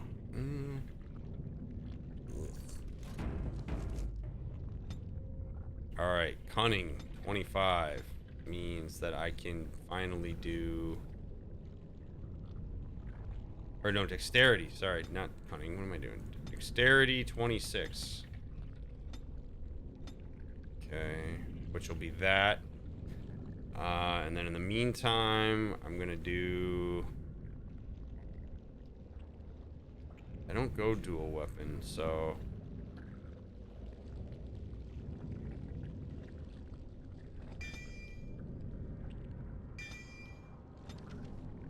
Okay.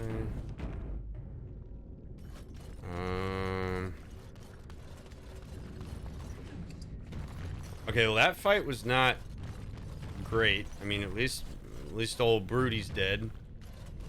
Let's go see what's up top here. If we can even go up here.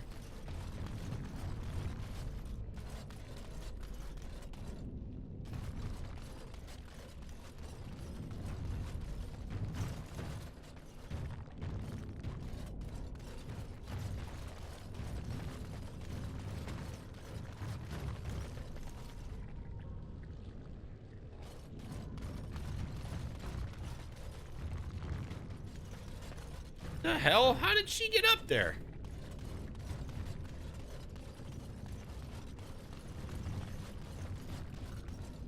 Okay, from whence did we came? From whence did we... what am I trying to say? I don't even know what I'm trying to say. I guess we go... Let's...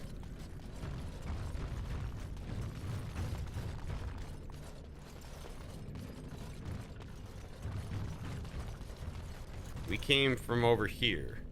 Yeah, okay. So we're gonna go out.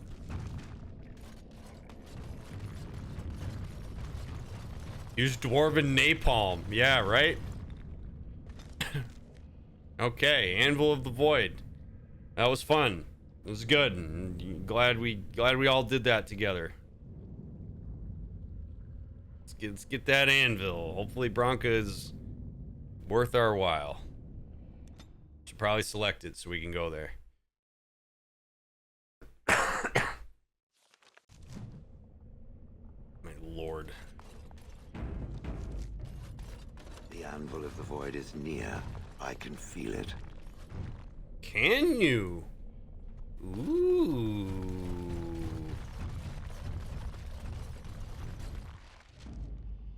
Okay, so now I have to have Ogren with me. We'll take old Shale.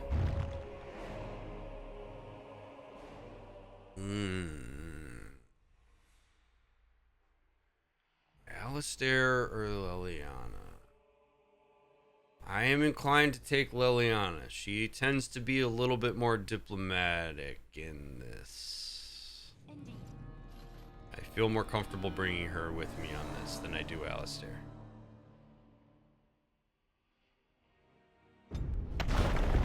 What was that? Let me be blunt with you. After all this time, my tolerance for social graces is fairly limited. That doesn't bother you, I hope. Well, shave my back and call me an elf. Branca, by the stone! I barely recognized you. Ogren. It figures you'd eventually find your way here. Hopefully you can find your way back more easily. And how shall I address you? Hired sword of the latest lordling to come looking for me? Or just the only one who didn't mind Ogren's ale breath? Be respectful, woman. You're talking to a Grey Warden. Ah, so an important errand boy, then. I suppose something serious has happened. Is Endrin dead? That seems most likely. He was on the old and wheezy side. Oh, I like her. I like her a lot. Okay, so she is a paragon. She is literally a walking god as far as dwarves are concerned. So that goes to your head. Your DGAF meter off the charts if you are a literal walking god. So she can say and do whatever the hell she wants. And if she wants to forego niceties, if she wants to talk shit, be my guest. And I actually think that that's very important for us to take into account here. To reiterate a theme throughout this entire playthrough, you have to meet people in their context. Branca is a paragon. She is the first in generations. So I am in her space. So if she wants to be, you know, sassy and rude and nonchalant and diminish who I am or whatever, I'm not going to take it personally. She gets to do that. It's her house. I mean, if she attacks me, that's a different thing. But like I don't need social decorum right now. And I'm pretty sure she probably doesn't want bullshit from me either. She knows what she's doing. She knows what's up. She just literally guessed, oh, Grey Warden's here? Yeah, Endrin must have died. He was old. Fuck him. I'm guessing that the other people are fighting about it. They want you to come find me. I don't want any part of it, so you can piss off. I mean, she's not wrong. She honestly has me at a disadvantage because she knows exactly what my conviction is before I even open my mouth. I don't know what her conviction is. I don't know what she's about. I don't know what's important to her. It's my job in this moment to figure that out. Not to be pissed off because she just called me an important errand boy. You miss the mark, man, when you take shit like that too personally. You absolutely miss the mark. I'm not saying like it's cool for people to just go off and insult you, but you've got to take the way people engage with you into the context that you're in. And if I immediately go, oh, important errand boy, blah, blah, like I'm not contributing in any kind of meaningful way. We can cut through that bullshit, get right to the chase. It shows her that you can show that you're strong and secure via your actions here, rather than reacting and getting all defensive and annoying about this. This is a very important point. We are in her house. So let's figure out what she's about. Curiosity. All right. He is dead, yes, and the assembly is deadlocked. Then what is your involvement in this?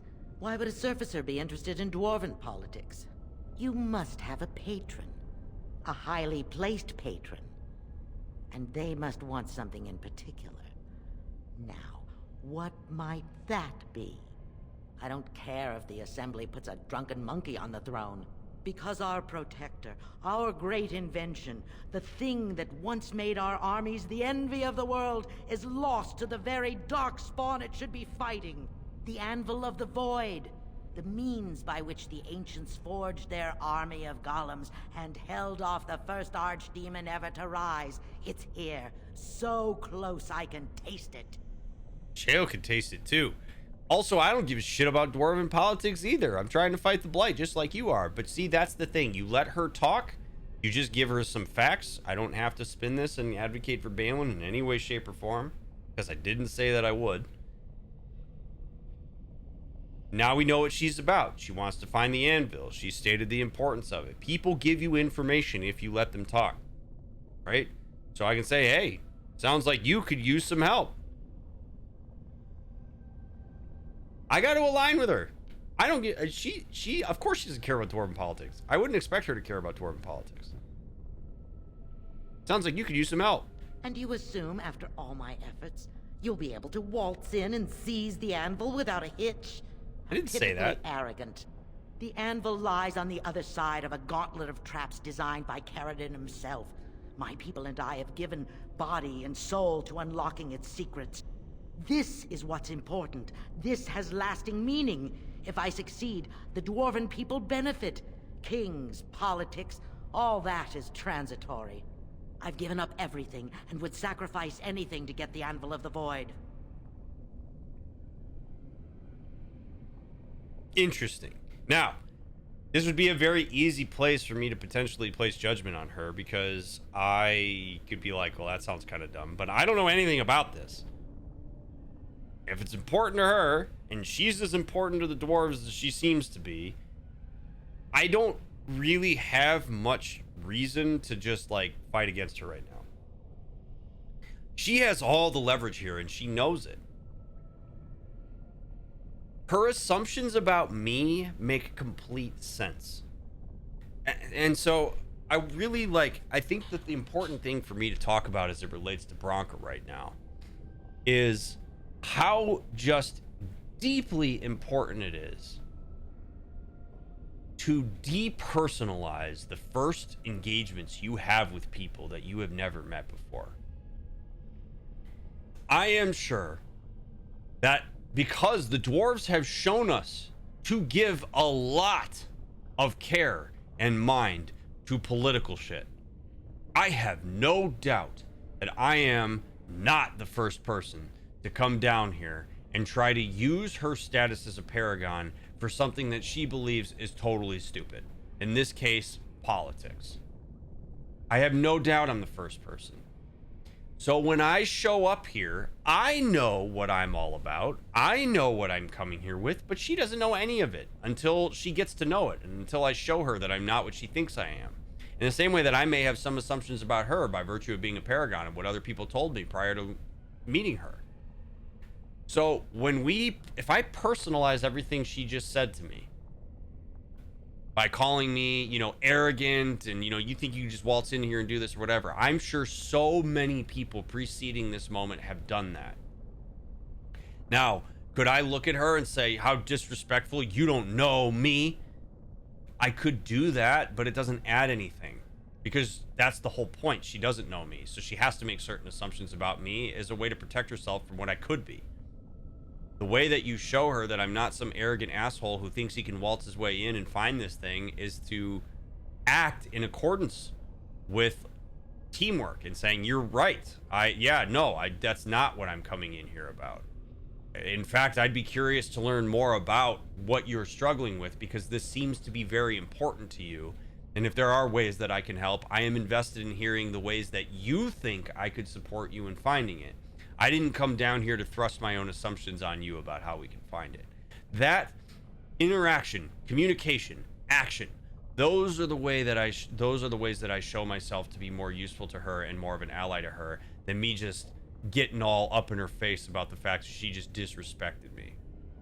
Because I'm making assumptions about her too.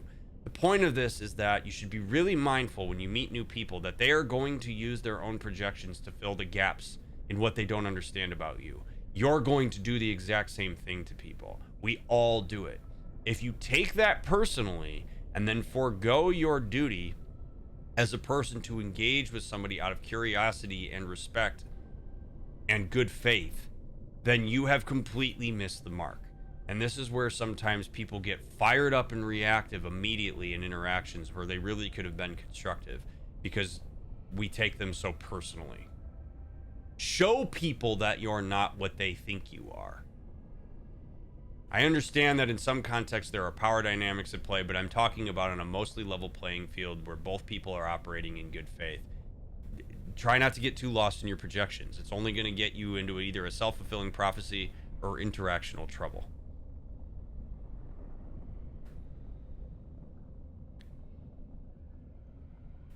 I would sacrifice anything to get to the Anvil of the Void. I'm guessing that includes fellow dwarves. That includes elves like me. It includes Grey Wardens. It includes Darkspawn.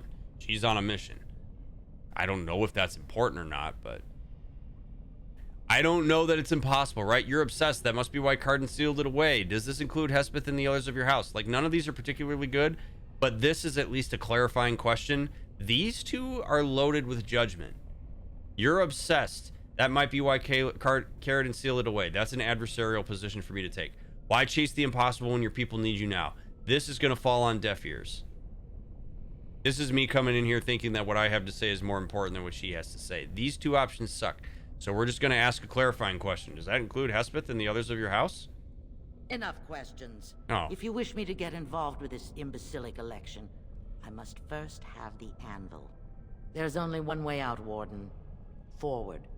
Through Carradine's maze, and out to where the anvil waits. What has this place done to you? I remember marrying a girl you could talk to for 1 minute and see her brilliance. I am your paragon.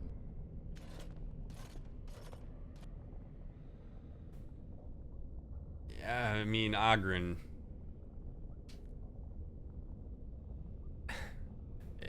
Boy. I don't know enough about their history to even remotely try to make a comment on that dynamic. Like, I don't know what happened. I don't know why they broke up. I just met Oghren before we went into the Deep Roads. I just met Branca. It's not my place to just immediately cast judgment on that relationship. It could be that Branca got so obsessive about the anvil that she lost her way in the marriage and he felt like he lost his wife and he broke up with her. It could be that she got so absorbed in the anvil that she broke up with him. They could have had any number of issues that led to their demise. So I am not going to immediately cast judgment. Instead, I'm going to make a lot of observations. I'm sure there are people watching this right now that are like, oh man, DrMick, analyze that. I've got nothing to analyze. I have to make way more observation of their dynamic before I could have any kind of insight. And that's how all of us should operate when we meet new people and see new relationships. Sit back and observe a little bit. You don't have to immediately come to a judgment or have something profound to say about it.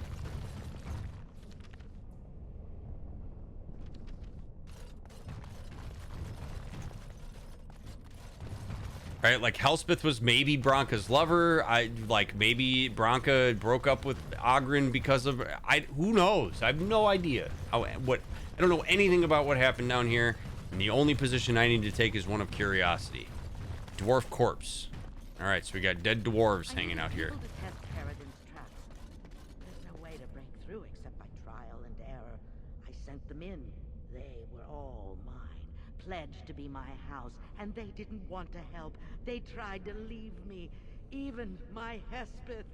But even she couldn't understand that when you reach for greatness, there are sacrifices, as many sacrifices as are needed.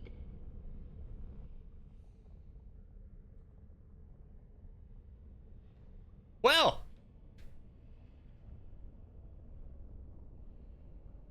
okay.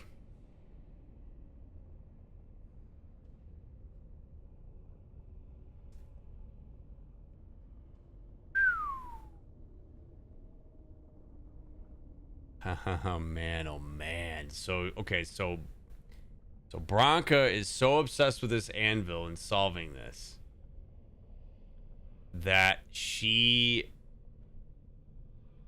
literally threw them against their will into the traps to trial and error it.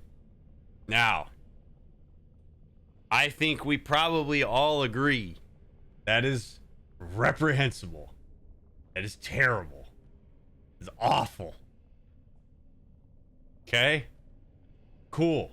I'm with you. There are a couple things that we have to consider here. And I know this may rub some people the wrong way, but there's a couple things we have to consider here. One, she is not entirely wrong.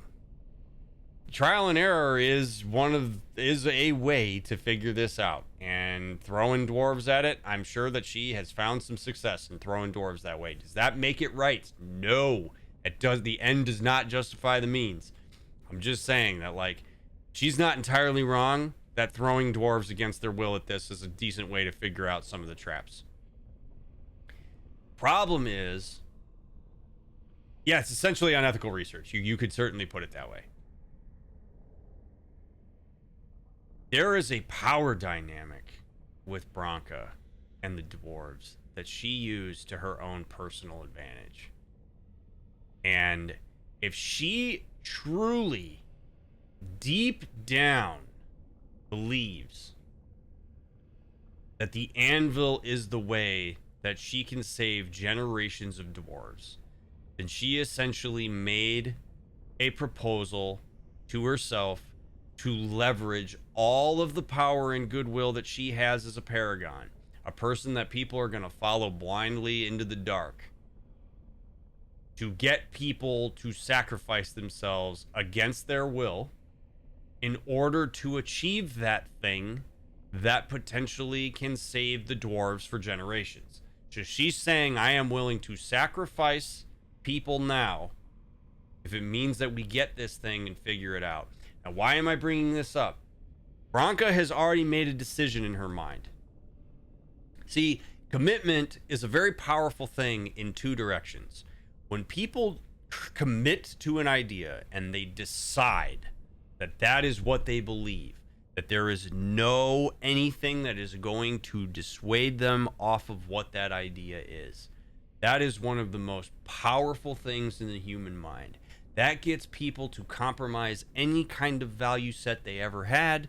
It pushes people past whatever boundaries they ever thought that their limits would take them to. When people get committed to an idea, they will pursue it. And Branca has made up her mind. We're seeing evidence of that. It's important for us to understand because that's what we're working with right now. So we have to make a decision. Do we want to meet her there in an attempt to try to, like, understand her and see what has been done already? Or do we want to turn around and say, you know what, I don't need this? We certainly could turn around and say, you know what, I don't know that I want to get involved with this. But there are ramifications for that. What makes this game so beautiful is that if we follow her, we start to become somewhat complicit in this thing that she's trying to do, chasing an idea. If we bail, we are potentially causing harm to the dwarves, and we lose dwarven support in the Blight when the Blight is affecting the Topsiders. The dwarves aren't going to care about that because they have to fight the Darkspawn when they come back down. The complexity of this is unbelievable. When I say commitment is a two-edged sword, what I also mean by that is when people don't commit to things, that also will paralyze them. Like, there are plenty of times where people just simply won't do things because they can't bring themselves to commit to it. They either overthink it, they consider way too many different angles on it, they get lost in a wormhole of what ifs or whatever, and that can be just as bad as overcommitting to something. Branca is probably up against commitment and up against cost sunk. Because the thing is, I'm sure that Branca knows that what she has done here is not good. Right? Like, we don't know how long this has been going on, presumably for a very long time, because people have talked about her being in the deep roads for years. She has probably lost, I mean, look how decomposed this guy's body is right here. Like, there is cost sunk beyond just Branca's time. There's cost sunk in the dwarves that she's sacrificed to figure this out. There's cost sunk in the amount of time that she's been down here. There's cost sunk in the fact that she lost her lover and she lost her husband. There is so much at stake here now that it is incredibly difficult for her to turn around and say, you know what, I'm going to give it up. And we are all subject to this. When we invest significant amounts of time, it becomes infinitely harder to say no. And I'm going to give you a little bit of a kind of a, I mean, I don't want to say funny because this ruins people's lives sometimes, but this isn't an analogy in real life. This is how timeshare presentations work. A lot of people go into things like timeshare presentations and scams thinking that they are completely impervious to it, that they're not going to get involved in it. But there's a reason why timeshare presentations last as long as they do. There's a reason that they are designed in the way that they are. It's to get you committed in a bunch of different ways to where you start to get enough sunk into it that you then begin to see purchasing a timeshare as a means to an end, which is to get out of the situation you're in. It's often leveraging people's unwillingness to be awkward and say no, and it leverages their boundaries. Like, cost sunk is an incredibly powerful force, and cost sunk happens in more ways than just time. Most people think of just time and money, but there's time, there's money, there's social capital, there's literal lives, there's ideas that get lost, there's values that get lost, there's relationships that are sacrificed. People will invest themselves so heavily into a singular thing sometimes that there's no way out of it, because Branca has literally destroyed the entire world around it. If she stops going after the anvil, what does she go back to? She goes back to a environment that wants to use her paragon status for things she doesn't care about. She goes back to a marriage that is no longer working. She goes back to a relationship with a woman that seems to be far gone to the darkspawn. Like, she doesn't really have much to go back to.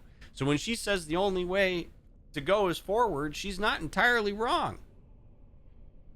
This entire discussion is basically built around how do we build a foundation of empathy for what's going on with Branca. Doesn't mean we have to agree with what she's done. Doesn't mean that we can't hold her accountable later on for some of the things that she did in order to get where she's going. But ultimately, right now, what's in front of us is we have to figure out a way to work with her. And if we sit here and get on her about the fact that she killed a bunch of dwarves to figure out these puzzles, that she devoured her marriage and she gave up on her lover and betrayed her, we're in the past. We're handling things that we have absolutely no ability to change or have any influence over. The thing that we can influence now is the present and the future. So we have to build a way to empathize with her and to work with her here. And if she takes us to a point where we have to compromise our values, we'll make a decision there. What's done is done. We have to decide what we're going to do now. So we're working with somebody who has massively committed to something, and we have to follow her along on this until it crosses our own values. And then we have to be mindful of the fact that our cost sunk in learning more about this is not something that has to dictate the terms of how we proceed going forward.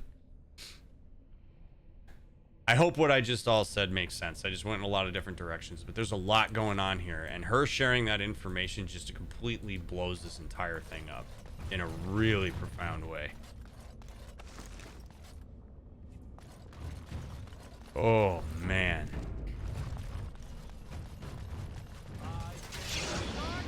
Oh, good. We got more Darkspawn to fight.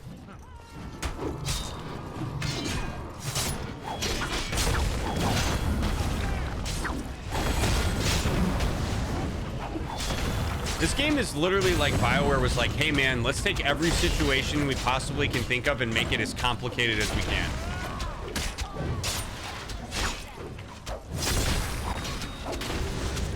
Whoa, brother, you are gonna be a liability, aren't you? Yep. Ogren is not gonna be.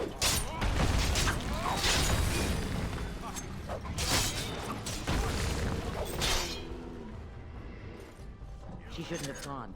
She was Good night, pledged to Spence. me. She swore she'd do whatever it took to find the anvil. There was no other choice.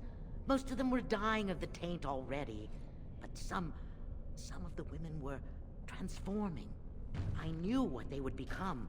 There would be an endless supply, fresh dark spawn to test the traps. They could still serve me. Let me find the anvil. It was the only way. Hindsight is dangerous. As many of you know at this point, I really hate when people use hindsight knowledge in video games to make decisions that with information they would have never otherwise had unless they played out a different scenario. Well, this also kicks people in the ass in real life. Essentially what Branca is doing is she's trying to use hindsight knowledge that she has from what happened, and she's trying to take that knowledge and shift that narrative to fit what she committed to and what her purpose was at this point, so that she can justify what it is that she did, probably as a way to convince herself that what she's done is right and is okay. Like I have no doubt that in some way Branca probably compromised her values here. So she's taking what's happened, and instead of looking at it from a more omniscient perspective, more of a reality of like, holy shit, like how does this actually fit with what it is that I care about and what's meaningful to me, she's decided to fit them, assimilate what happened into that pre-existing narrative, that I need to find the anvil, and that's the most important thing ever. So let me confirmation bias myself into finding all the ways that any of the things that happened fit within that narrative and justify it, because the end will justify whatever means that I have brought to this. And that again is a really dangerous space, because it shows us how committed and sunk into this that she is. There is no amount of diplomacy and talk that is going to take Branca out of this. At least I'm 99% sure that that's the case. There's no way that me coming down in here after all this sunkenness coming in here and I say, oh no, you know, Branca, maybe you want to rethink this, that she's going to go, oh, thanks, Mr. Grey Warden, for the alternative perspective. You're right. She's had ample opportunity to shift her perspective on this and to change her mind. And I still don't know if finding the anvil is the right or wrong thing to do. I'm not even making a judgment call on that. But she's had ample opportunity to change her mind. And instead of changing her mind, changing her expectations, she has chosen to take the experiences that she's had related to this and fit it into that pre-existing narrative. So she is just further committing over and over and over and over and over again. And that is information that we're going to have to use when we make a decision about how we interact with her when this is all said and done.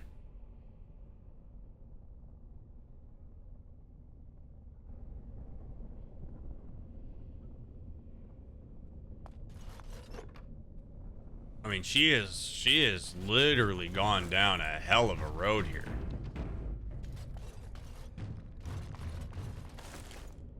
Dwarven corpses everywhere. Oh, good. An emissary. I love fighting you. So much fun.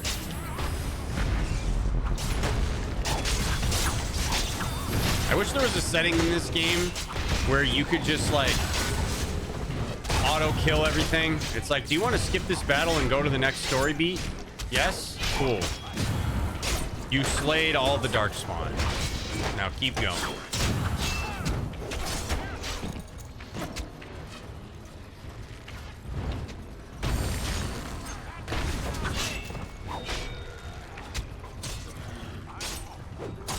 Look at all these lyrium veins too here, man. You have no idea how they carried on, holding my hand and begging to die. They had pledged me their loyalty. They have no right to fight me. They say your order is renowned for its wits as well as its brawn. Perhaps you'll do better than my poor clansmen.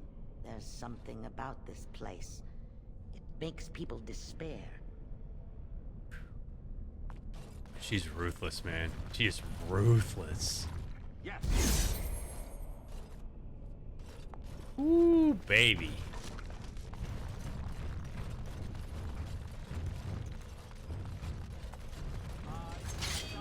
But they pledged loyalty. That loyalty should be unconditional. You should never strive for unconditional love, positive regard, loyalty, etc. in any of your relationships ever. Every relationship you ever choose to engage in should always be conditional. You should know your limits. You should know your worth. You should know what's important to you and what your values are. And if people don't meet the conditions of your expectations to the best of your ability, you should disengage with them. I understand that there are power dynamics at play here. Those are things that we have to take in consideration. But again, as a general rule of thumb, you should never strive for unconditional anything in a relationship. It should always be conditional. Your relationships will be much healthier for it. Have standards. As soon as you go to unconditional, you open yourself up to be taken for granted, not even maliciously, just by proxy to the unconditional nature of the relationship. Branca here was leveraging a sense of unconditional loyalty.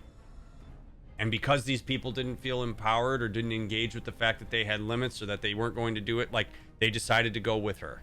She decided to use that to her advantage. Have conditions in your relationships, friends.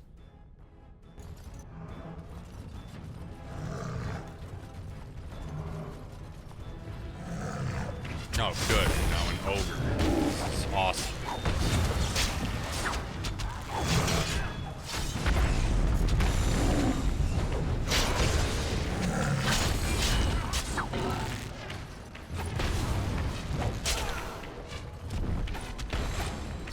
Don't you die on me, Liliana. Don't you die on me.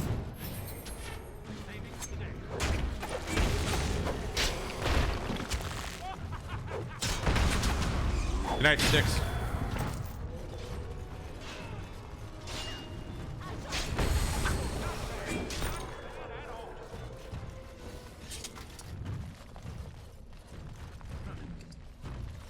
So many waves of darkspawn. Holy hell.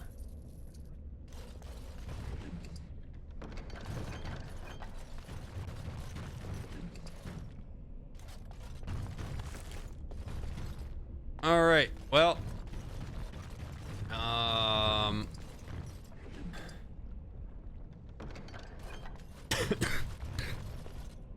I can only imagine what's in this cave. And we're going to find out what's in that cave in part 21. YouTube, thank you so much for making it all the way to the end of this video. If you didn't already, thumbs up. Leave a comment if you got something you want to say about anything that happened in the stream. Make sure that you follow me on all the links down in the description. If you want community news and updates and stuff, make sure you pop in the Discord. We would love to have you in there. There's a lot of good stuff. But I really appreciate that you support the stream in the way that you do. And I hope that you will continue on to part 21. And yeah, this was an absolute blast. I know I'm leaving you on a cliffhanger, but I'm still recovering from being sick. I got to save my voice a little bit because I got to work tomorrow, and also getting late. So again, 9:30 p.m. Pacific time on Twitch. If you're binging, we'll see you in part 21. If you're not, we'll see you when the episode drops. I appreciate you immensely. Adios, friends.